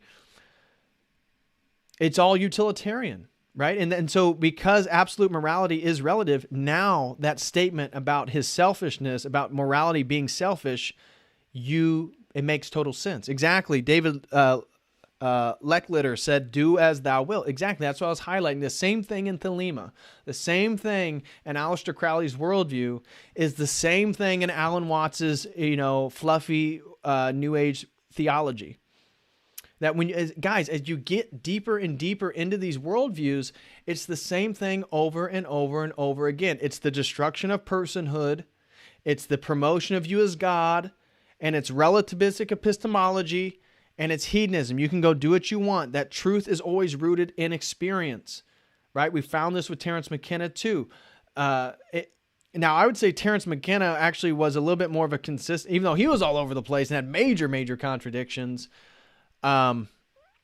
Basically similar to Alan Watts. They had major fundamental contradictions, but yeah. So the absolute morality is a big one, because how can you make any moral claim? And he really doesn't make many moral claims. That's the thing. Alan Watts doesn't make, when you listen to it, it's not a bunch of oughts, right? Necessarily. It's more about this sort of realization of interconnectivity, and that you are God. You are the omnipotent source. And since you are the omnipotent source, technically, objective morality would be whatever you, as the realization of God, says it is. And therefore, because you are the omnipotent God inside Joe Schmo's body, your articulation of that objective morality, whatever you say, is relative. It's subjective, because it's just this cosmic self's interpretation through this little bitty aperture known as Joe Smith or whoever the heck you think you are. It's ridiculous, right? This stuff is not sophisticated. And so I just wanted to highlight, so on our ethics part, because I was trying to get specific, I wanted to know, what is Alan Watts' ethics? What is his epistemology? And so it took me a minute to try to go through and find specific things and where he really hits these things down. But in regards to ethics, there is no absolute morality. And that ethics are essentially culturally constructed, socially constructed, and he was much more concerned about humanity and the environment and government and citizens. And so again, in his worldview, you see, why would he be so interested in those two things regarding ethics? Because it fits in his general framework, that he takes opposites, right? And how they need each other. Well, you can't have a government without citizens. It's yeah. And so he's always showing you can't have black without white. You can't have life without death. You can't have humanity without nature. And then showing how these things aren't opposites, but they go together. Okay. To me, it would be better, and this is why I like people who use more academic, scholastic, philosophical category. It'd be better if he just spoke like a philosopher. he speaks so poetically that you can't get a whole lot of nuance, that it's almost frustrating. Like when I was trying to do this, I'm trying to nail down, okay, what is his ethics? You can't, it's like it's so murky. It's all hidden behind some poetic language. So anyways, his ethics, basis for morality is pure selfishness. And but in his own words, those are quotes from him, not from me. And ethics, he rejected absolute morality. So metaphysics, this is a big one. Metaphysics. We've done multiple streams here talking about metaphysics. We've done multiple streams talking about the metaphysical understanding of the one and the many, right? So for those of you who aren't familiar, this goes back to the pre-Socratic days of Greek philosophy. How do we account for the one and the many? How do we account for the concept of dog, dogness? How are there all these different species of dogs, and yet they're all dogs? How is that the case? How is the Chihuahua and the wolf and the Shih Tzu and the German Shepherd, they're all dogs. They all have dogness, which is what we would call in essence and nature. They all have dogness, but they're all different, unique substantiations of that essence. That is the problem of the one and the many. This is what the ancient pre-Socratics were interested in. How do we account for the one and the many? And that's where Heraclitus brought in the logos, the unifier of opposites, the unifier of life and death, the unifier of left and right, up and down, all these different things. Much of what Alan Watts talks about, right? He takes two ideas, they're opposite, and shows how they're the same thing, but what unites them? Right? He never gets into the metaphysical reality of all these different dialectical tensions that he says essentially aren't really tensions. Okay, I agree with you. Alan Watts, I agree with you. Life and death. Well, first of all, from a Christian worldview, we would not say that death is a necessity for life. Why would we not say that? Alan Watts says, if there's life, there has to be death. Why would we as Christians not say that? Because we as Christians would say that inside God there is no death. That God is the source of life. Life being another one of these uncreated energies. Right? We can see the energy of life all around us. It's outside. That we wouldn't say life and death necessarily are obvious consequences of each other. Because if God exists, God is not death. God is life from our Eastern Orthodox theology. Therefore, death is the absence of God. So that now we get into the whole fall and our larger framework for how death entered creation and all that type of stuff. But what his metaphysics, what I call it, is dialectical monism, is that he never really hits at what is the metaphysical framework, right? What unites all these things? What gives it a fundamental justification? If you listen to him, he tends to just say one thing and then the other and how they need to go together, and therefore that's what it is. So, for example, life is a game of vibration. So he talks about how you coming into existence in life is like a wave reaching its sort of crescent in the ocean, right? That the ocean is continually waving, right? There's all these different waves in the ocean, and that the sort of substantiation of the wave coming in and then blending back into the fabric of oceanness, right? This is who you are. You see, this is the cosmic self coming up as that wave and becoming Joe Schmo, and then going back into the cosmic universal reality. And so he said the whole game is a hide and seek for God.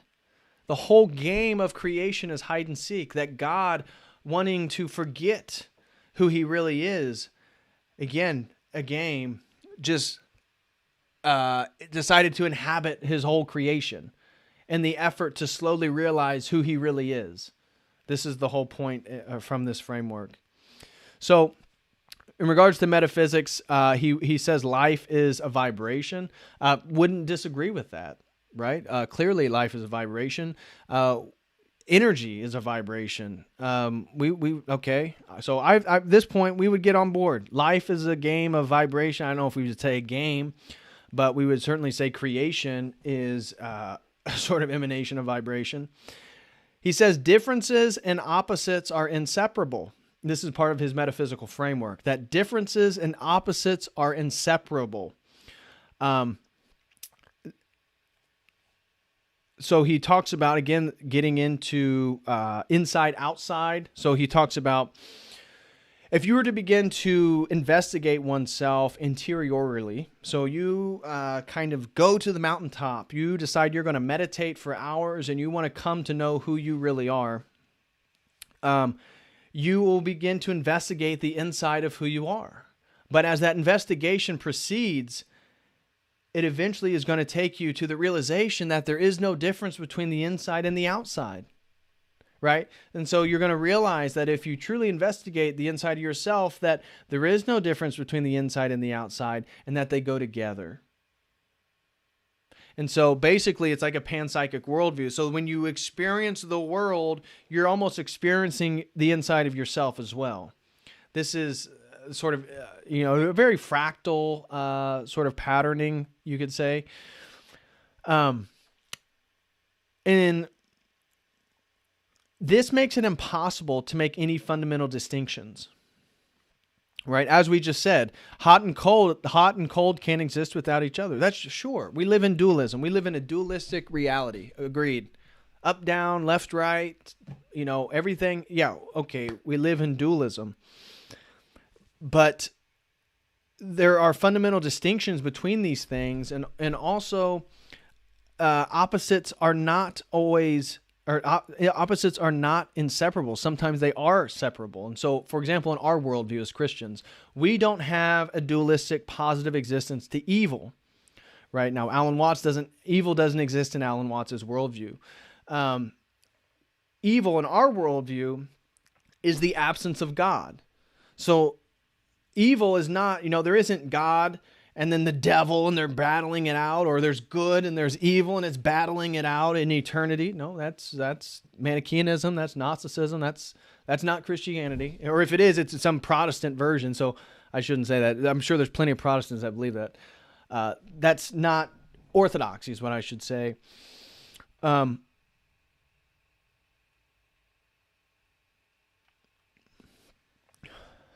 Orthodoxy would say that evil begins with Lucifer, begins with the fallen angel who chooses to disregard God and God's will. Evil then is not this thing that existed or God created or is in dialect. Evil is like down here. God is so far up there, it's not even close. It's that evil occurs whenever creatures made in the image of God, who then have free will, who have personhood, who have all these different things, who have language, they choose to go in opposition to God. That's what evil is.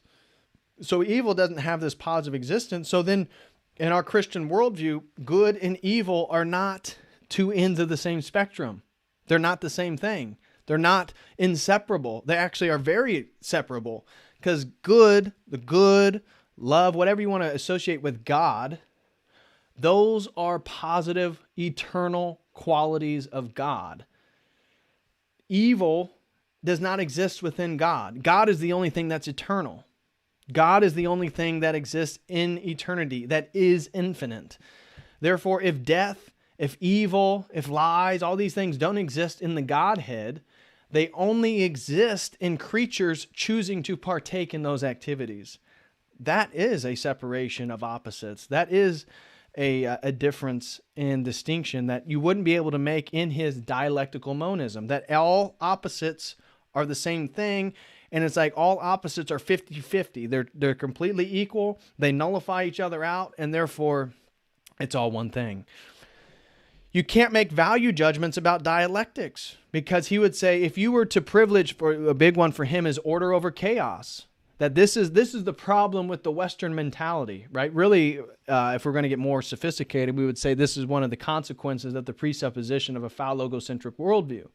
Phallogocentrism, right? The phallus the logo-centric worldview, a patriarchal, male-centered, logos-centered worldview, really Christianity, that we would say that you can make value judgments about the dialectics, and that order is better than chaos, and that order is an uncreated energy of God, and that if you were to encounter God, you would encounter immense order. And so you're not going to encounter God and encounter chaos. They aren't the same thing. They aren't on the same spectrum. Yes, they're opposites. Yes, there's a dialectic there, but in our worldview, order does privilege over chaos. We as Christians are called to put more order into the world. That's why we privilege the nuclear family. Like, you're not going to see a bunch of New Agers or people promoting Alan Watts or Terence McKenna talking about the nuclear family, wanting to have children, doing all this. Sure, they do it. I'm sure there's so many people, they have children, they get married, they have family. But again, all those presuppositions actually go counter to the worldview they promote. That if you really were the psychedelic, archaic Renaissance, the joyous cosmology, whatever, then if you're going to follow those things all the way through, you wouldn't be getting a family, you wouldn't be having all these children, you wouldn't be doing all these things necessarily, unless that's just your own selfish desire. But we do privilege certain parts of the dialectic over other parts as Christians. In his metaphysical worldview, you cannot do that. Life has no goal in the Alan Watts worldview. That's one of his metaphysical claims about life, that it has no goal, and that there's been a Western illusion. There's a Western illusion that that life is an opportunity for people to do something, to accomplish something, to sacrifice themselves for something larger. He said, this is all an illusion. This is all an illusion. Life has no goal. As the quote I read earlier, the meaning of life is just to be alive, just to exist. And once you exist, then you can experience, and that's really the whole point of everything, is just to have experiences, because the whole point is the universe knowing itself. So his whole worldview, in another way you could frame it, is universal self-solipsism, right? Because it's solipsism, but instead of it being me, it's the universal self, which I can't define, I can't prove, I can't do any research on, I can just make this claim, and it's true for anybody who decides to believe it. So life has no goal. The point of life is experience. The point of life is the cosmic self to experience itself. Life is not serious. That was another point that he talked about, is life is not serious. There's no point to get your panties in a bunch. Life is not serious. It's not that big of a deal. We would absolutely reject that claim, that life is serious, that we should protect it. It is precious. It's not something to do away with. It's not something to disregard. It's not some accident. It's not something to take lightly. And that's why having children is such a serious and important calling within our more traditional Christian worldview, and especially for fathers, because by having a father is how you come as a child, especially in those pre-7 years, from 0 to 7, that's how you come to know who God is through your relationship and understanding with your father. Big, big importance there. So he says life has no goal and life is not serious. He also says, as I mentioned earlier, there is no contest.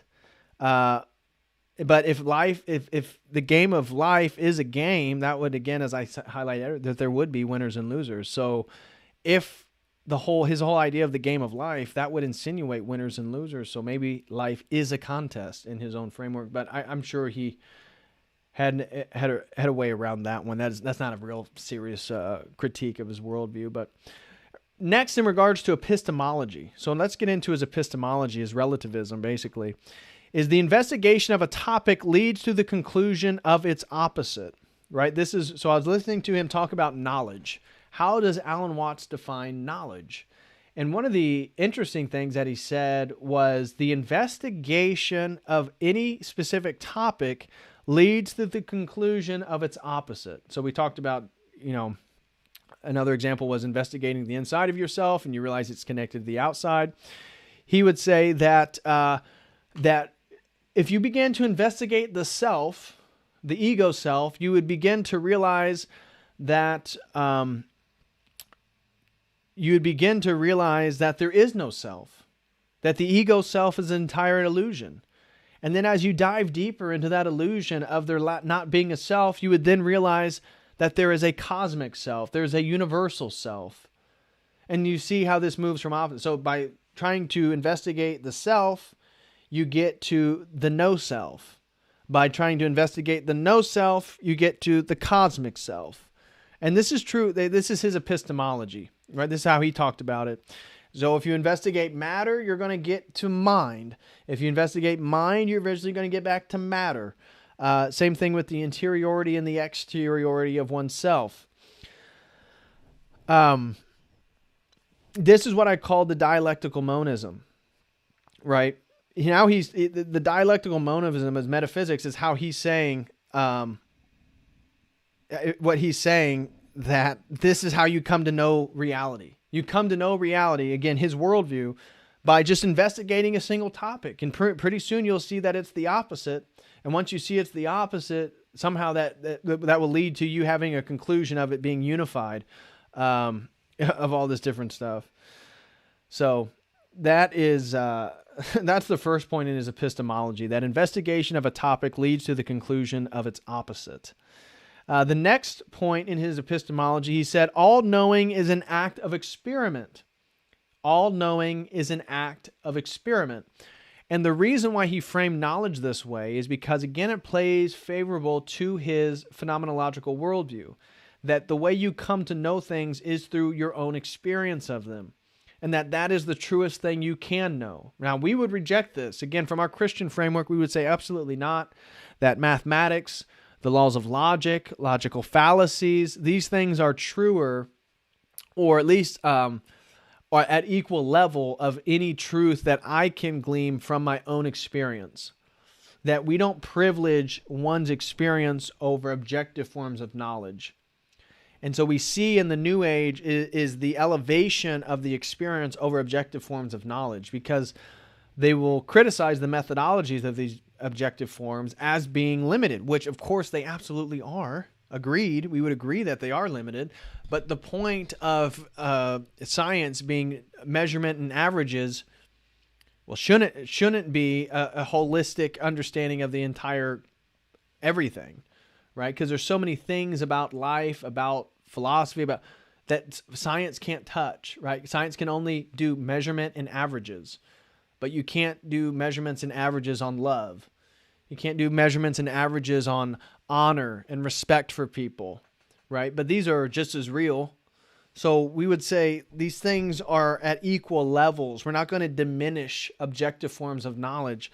Unfortunately, he thinks that the objective forms of knowledge lead people away from understanding of the self, because objective forms of knowledge presuppose that you are your ego. And if you're presupposing that you are your ego, then you believe yourself to be separate from the information or the truth that you're discovering through objective means. And his whole thing is that you are that, right? Because you are everything. Everything's oneness. And one of the things that I wanted to highlight, I have this quote that I want to share with you guys real quick, of a cognitive scientist really making or mocking the sort of the monism of the New Age and of people generally of being so emphatic about oneness, that they don't realize that becomes their God, that they don't worship the universe, they don't worship God, they don't worship anything transcendent, they worship the concept of oneness. And that if you begin your theology with essentialist claims and you say that God is oneness and you don't have a personhood and the attributes and all this stuff, the operations yet, well, you're putting God in a box called oneness, which confines God. It's more powerful than God himself. And so this cognitive scientist critiquing monism said this: if all is one, then there is no boundary. and you are really the entire universe. Typically, monists say that the universe is equivalent to God, so you are actually also God. As you realize everything is totally connected, you develop the ability to affect anything you want. This is the ultimate fantasy of power and invulnerability. However, convincing yourself that you are all-powerful when you aren't does not make your life go well. When the fantasy collides with reality, monists retreat into a make-believe magical world. Monism produces dreamy spaciness, refusal to make any clear distinctions, refusal to judge. This leads to drifting through life, expecting other people to clean up your messes, contributing nothing except spiritual cliches mouthed at unwanted times. Woo! That was David Chapman, cognitive scientist. Scathing little quote there on monists that is so, so true. And let me just read this last part. I love it. This is the ultimate fantasy of power and invulnerability, monism. However, convincing yourself that you are all-powerful when you aren't does not make your life go well. When the fantasy collides with reality, monists retreat into a make-believe magical world. Monism produces dreamy spaciness, refusal to make any clear distinctions, refusal to judge. This leads to drifting through life, expecting other people to clean up your messes, contributing nothing except spiritual cliches mouthed at unwanted times. I love that. I love that. So we can see again the monism, the emphasis on oneness, the worship of unity and oneness is a false god. And it doesn't go well for people because the basic presuppositions of the monism is that you are God, therefore you're all powerful, and you don't need to make yourself better. You don't need to do anything. You don't need to fix anything. There's no moral foundation. There's no moral relegation. You're not supposed to do this versus that. It's kind of all goes. That's not going to make your life end well. Again, for us as Christians, life is gained by taking on more responsibility. And we see with Alan Watts, we see with his worldview or Thelema or the New Age, they're all about getting you to give away your responsibility. Don't be responsible. Don't take on more meaning in your life. Don't get married. Don't have children. Don't do the hard things. Don't work on yourself. Don't better yourself, right? Just, you are God. You can almost see it. Once you see it, it's like you can almost see the evil one just pleading for somebody not to change, right? Just adopt all these things and stay as you are. Have as much sex, do whatever you want. Fill yourself with any pleasure. Just don't change. So, all knowledge is an act of experiment. So you can see how that leads to his epistemological phenomenology, because as you experiment with all these different types of experiences, you grow in knowledge. And it also highlights that there are aspects of knowledge within science by highlighting that. He'll go on and say that you can't touch this finger with this finger. And he kept trying to... He uses these examples to highlight how you are the universe to a degree, how you are the thing that you're observing. And he said, you can't touch this finger with this finger. And I'm thinking, yeah? Like, just because there's limitations to physical reality, I'm not sure how this leads to a realization that I'm the cosmic universal self that needs to dissolve my ego, dissolve my personhood, and by doing so, I'll realize that I am the universe, and that when I am touching something, I actually am touching myself. Right? He says, you can't touch yourself. You can't touch this finger with this finger. Yeah. A logical limitation of creation, understood. But he claims, again, this is the realization of the cosmic self. I'm not following the logic there. The universe exists to experience itself. I highlighted this, that again, all knowledge is an act of experiment. And the experiment is this colossal, universal, continual experiment, right? Within the Alan Watts' framework, it's that the experiment is that the universe is choosing to be you right now, watching this stream, that we're all the same person. We're all choosing to be the same person. We're all choosing not to be the same person at the same time that we are all the same person. And that is the experiment. That is the experience. Somehow this is the cosmic knowledge. This is the point of it all. And so logic, rationality, and mathematics are minor forms of knowledge compared to the knowing/experience of the true self, right? And so he highlighted this, I forget which lecture it was when I was listening, that the logic, rationality, and mathematics, these are all fine. These are all fine. But that type of knowledge is lesser than the full knowledge of your true cosmic self, right? That you are God who created the universe, who is shining the sun right now. That's who you really are. And then you would ask him again from an epistemological point of view, Alan, how do you know that you are that God? How do you know that you are the universal God? Alan, how do you know that you're shining the sun right now? Alan, how do you know that you're the moon reflecting sunlight? I'm standing next to you and I'm just trying to figure this out. How do you know this? How do you know this to be certain? And he's only going to have a couple moves as soon as you force that question. He's only going to be able to say, well, that's what I experience. That's how I know. That's how I feel. Subjectivism, relativism. Or he can say, well, this is what we hear according to the Buddha Sutras or this Hindu text or this. So then he can appeal to some type of religious tradition or some type of religious idea or some type of religious book. And then you can push further and say, okay, Alan, how do you know that book to be true?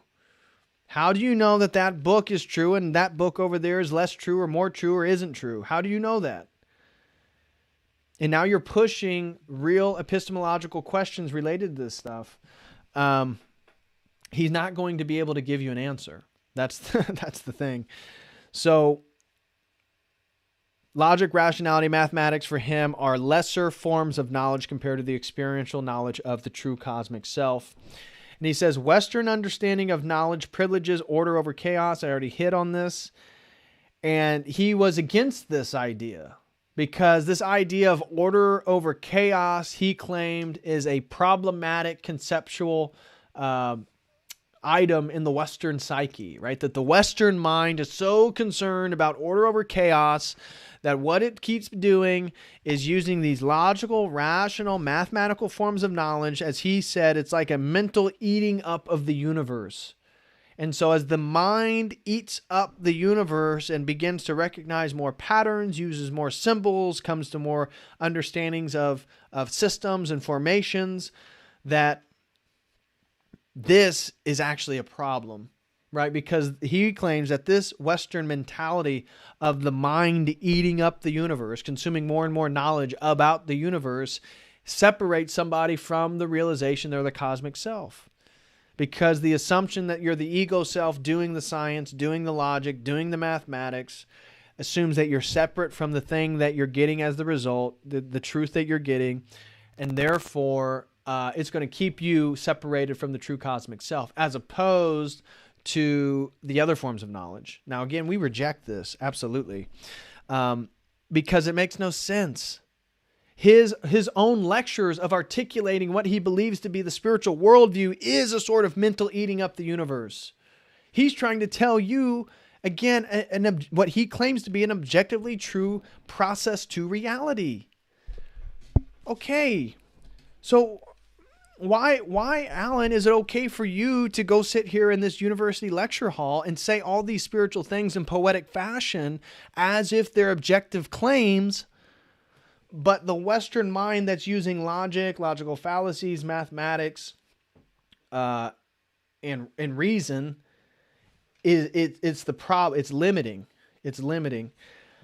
Really, it's like, well, and he mentioned this before. It's about the Western mind wanted mysticism, and this is where I would agree with Alan, where he basically talked about how Christianity lost its mystical dimension. Now that, to me, I've talked about that. Protestantism doesn't have a mystical dimension. That's why you get Pentecostalism.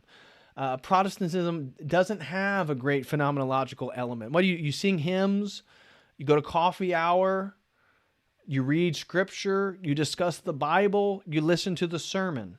That's the phenomenology of Protestantism. You're not going to get a whole lot of mystical experiences in that. And so I would agree with Alan that the contemporary Western mind was anxious, was desiring for mystical understanding. Yes, I agree, Alan. That's why the 60s counterculture and so many people were interested in your worldview. But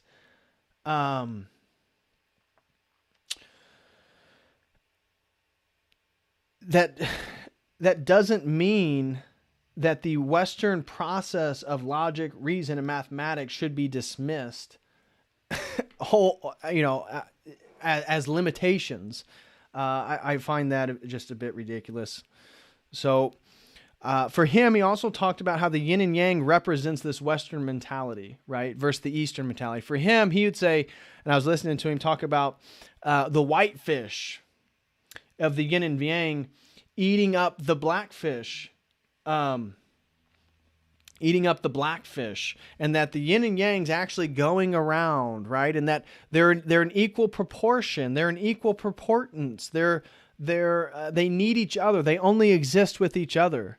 And he was claiming, well, the Western mind's more of the framework of the white fish eating up the black fish. That the mind who's trying to establish order into, as opposed to chaos, so order and chaos should be equal things.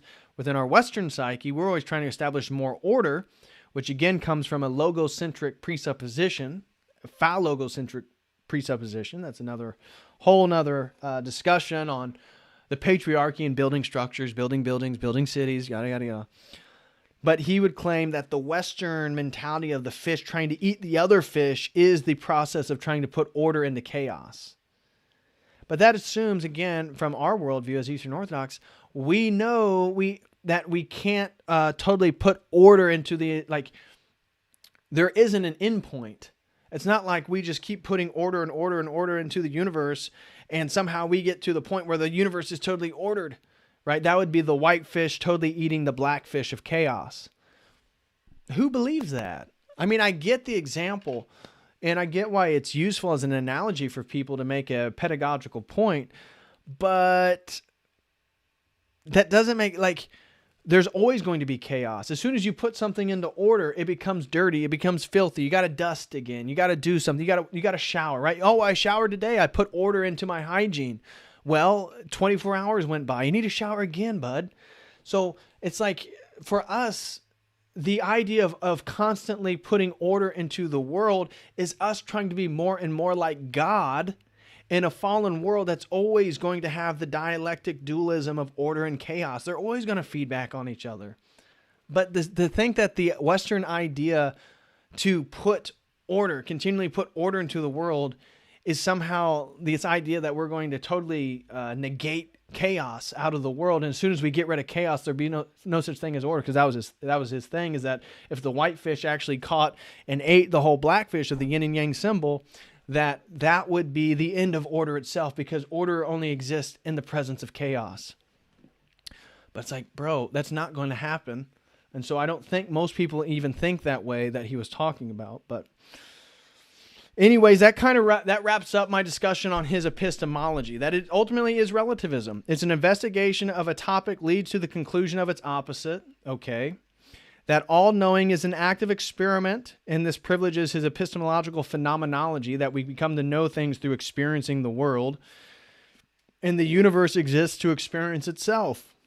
Logic, rationality, and mathematics are minor forms of knowledge compared to that of the realization of the cosmic self.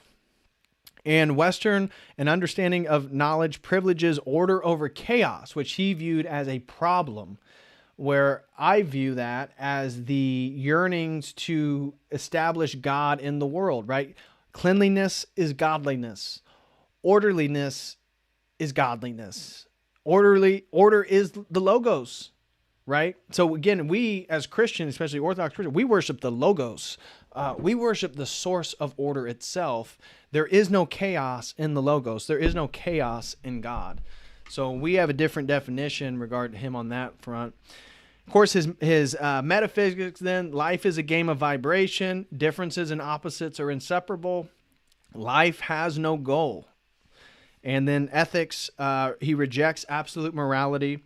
And his basis for morality, he said, is pure selfishness in regards to he is polite, he's gentlemanly, he's courteous out into the world, but he uses his morality or his ethics for his own ends, for the things that he desires, for the things that he wants.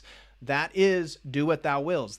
That is the basis of thelema. You know, pick any magical theology or philosophy or whatever you want. So, same thing. So, anyways, guys, that concludes my stream on why Alan Watts was wrong, an analysis of his epistemology, his metaphysics, and his ethics. I hope that I did a decent job presenting all these ideas. I get so wrapped up and start rambling. Sometimes I forget what it is that I was...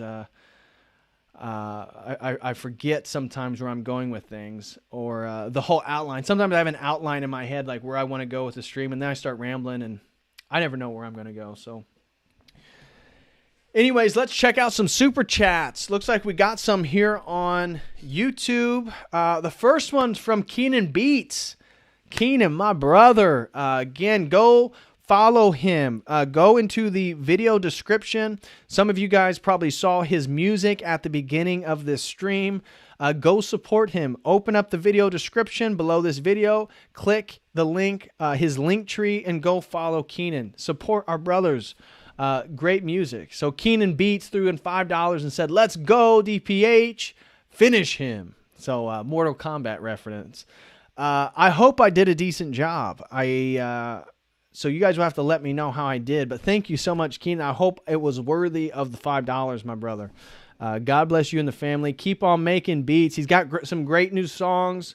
I listened to Windowsill a little bit ago. Good stuff. Go follow Keenan Beats. His link's in the video description.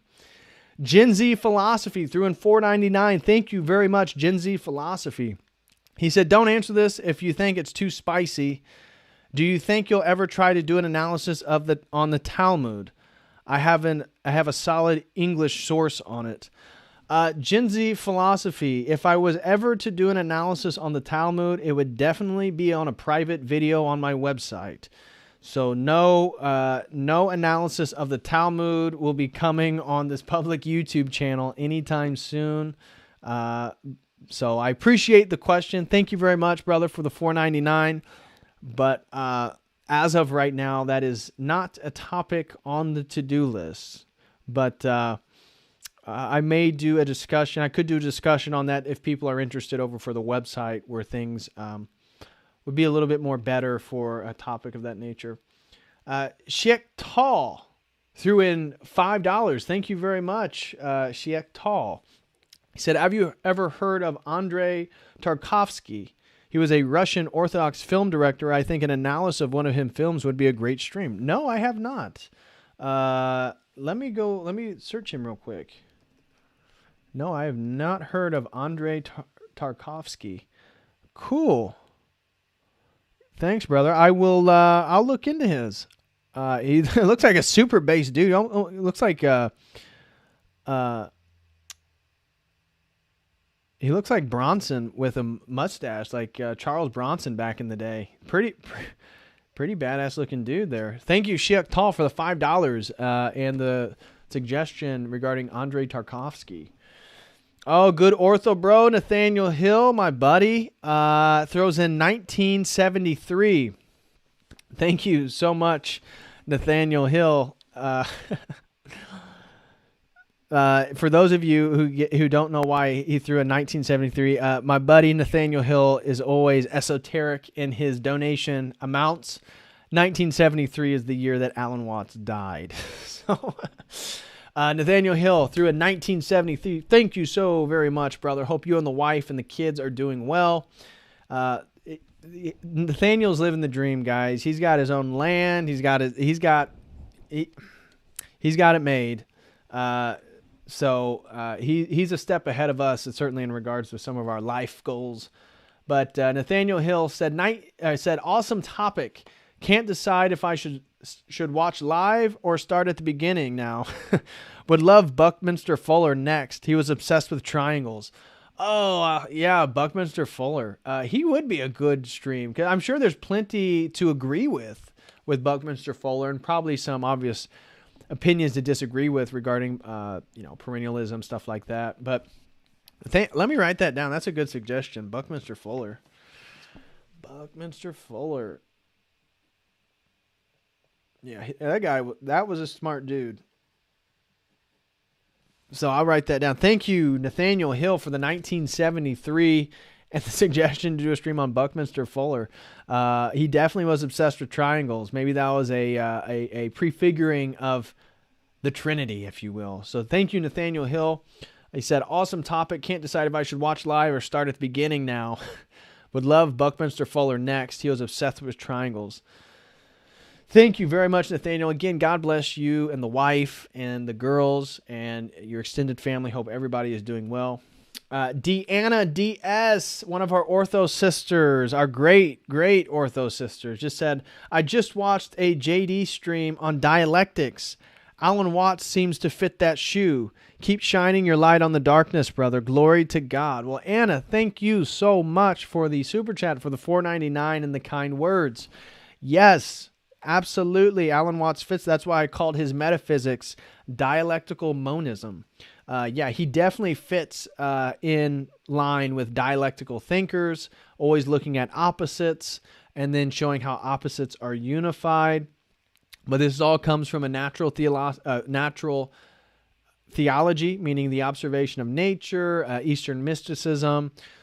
So, you make a great point. Thank you again. Alan Watts seems to fit that shoe. Keep shining your light on the darkness, brother. Glory to God. Well, thank you so much, Anna, for the $4.99. I greatly appreciate that. Now, to the Streamlabs super chats for anybody who donated over there. First one was from Even Numer 6. He threw in $10 and said, love your work, beautiful setup. Well, thank you very, very much, Even Numer 6. Thank you, Austin, for the $10, brother. I greatly appreciate that. He said, love your work, beautiful setup. Well, thank you very, very much. Exposing Powerful Lies threw in $5 and said, I'd like to hear your comment on philosophy as a rite of rebirth by August Uvendavinus. I'm not familiar with who that is, or any of the works of that author. He's not Christian.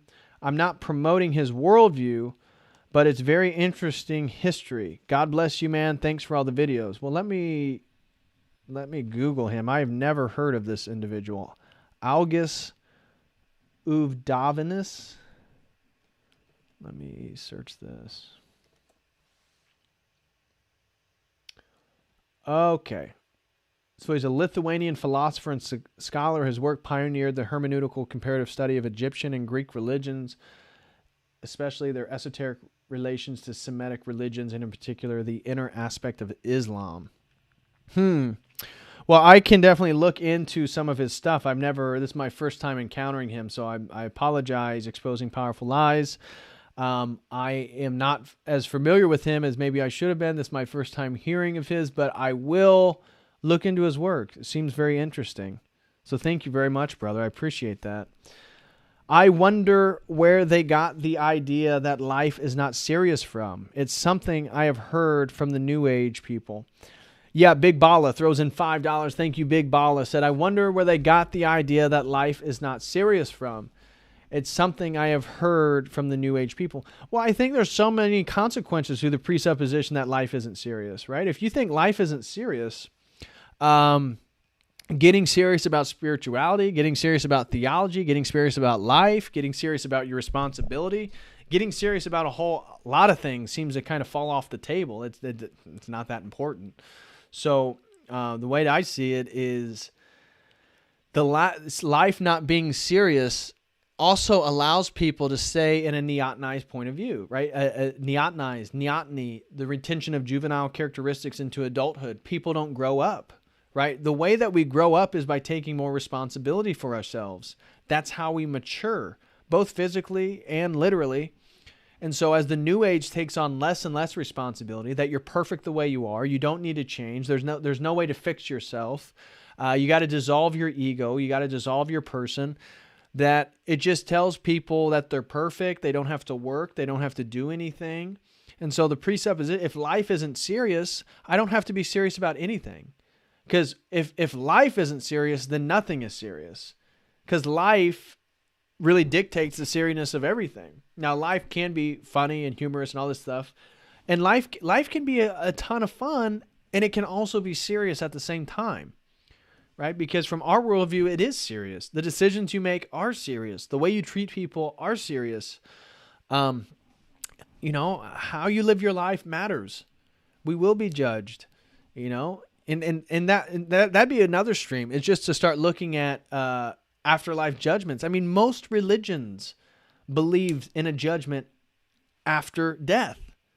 So even to these new age people, it's like they don't ever get into judgment, as that beautiful quote was by the cognitive scientists, is that the monists, the people who promote these spiritual worldviews that they're God, they never get into judgment. They never get into nuance. They never, look at things for the way they are. It's a juvenile point of view. It's a juvenile spirituality. And you can see how it made sense in the milieu of the mid 20th century. Right? In the mid-20th century, they couldn't see the... turn that off. They couldn't see the consequences of Protestantism or where America... I mean, think of where we're at as a country now in 2021 versus 1960, when Alan Watts was giving a lot of these discussions, these lectures. We're in such a different place that I think for so many people, they couldn't see where all these consequences would lead to. All these presuppositions of the New Age, of the progressive, the counterculture... I mean, now they run our country. The counterculture of the 1960s are the people, the hippies, the young people, the Summer of Love, Woodstock. Those are the people who are in control now. And that is what's so fascinating, right? The people who are of the psychedelics, the free love, they're now the ones who are most fervent about implementing a fascistic ideology onto free people, right? The most fascistic people in our country are really the biggest promoters of the counterculture back in the day. Like if they're now the progressives of the modern era, or they're running these institutions, these CEOs, the people in our government, the Biden administration, where do you think the people were in the 1960s, 70s, 80s? What kind of activity do you think they were doing? And now, from a theological worldview about sin, about the news, you can see how it all begins to connect. About their, whether they, again, the last stream, unwitting people become agents of the evil one. Not that they are evil, not that their intentions are even bad. I think for the vast majority of people who are carrying out evil orders in the world have good intentions when they're doing evil. They just can't see that they're actually doing evil because they don't have the perspective, because, again, the embodiment of so many lies. And so if you believe you're the cosmic self, if you believe Alan Watts' worldview, that's going to have a lot of consequences. And ultimately, I do think it's a lie. You aren't the cosmic self. You shouldn't dissolve or erode or destruct or get rid of the unique person of who you are. I do not think that should be the case. I do not think that is the goal of spirituality. I believe in something very different than that. So anyways, that's pretty much how I feel about that big balla. Sorry, I started ramble. So thank you, Evenumer 6. Thank you, Exposing Powerful Lies. And thank you, Big Balla. I believe that is all the super chats. So I don't see anybody having anything else. So I will hop off here. Thank you so much, guys, for all the love and support. Please go to the website if you'd like to have access to some exclusive content. We have multiple videos up there. for a $5 a month subscription. It'd be a great way to support me. Again, the credit card option of Stripe is now working. PayPal option is working. One-on-ones are open. If you'd be interested to set up a time later this week or next week, feel free to sign up over there. Also, we got new merch over at the website. Make sure to check that out. Guys, please smash that like, and I'm going to hop off here. Hope everybody enjoyed the stream. Hope I did an effective presentation of the ideas. And I will see you guys Friday, most likely. So enjoy your Thursday. Enjoy the rest of your evening. And I will see you guys on Friday. So thank you again, everyone. Thank you, Deanna, Nathaniel Hill, Sheikh Tall, Gen Z Philosophy, and Keenan Beats. Thank you guys very, very much for your support. And as always, until next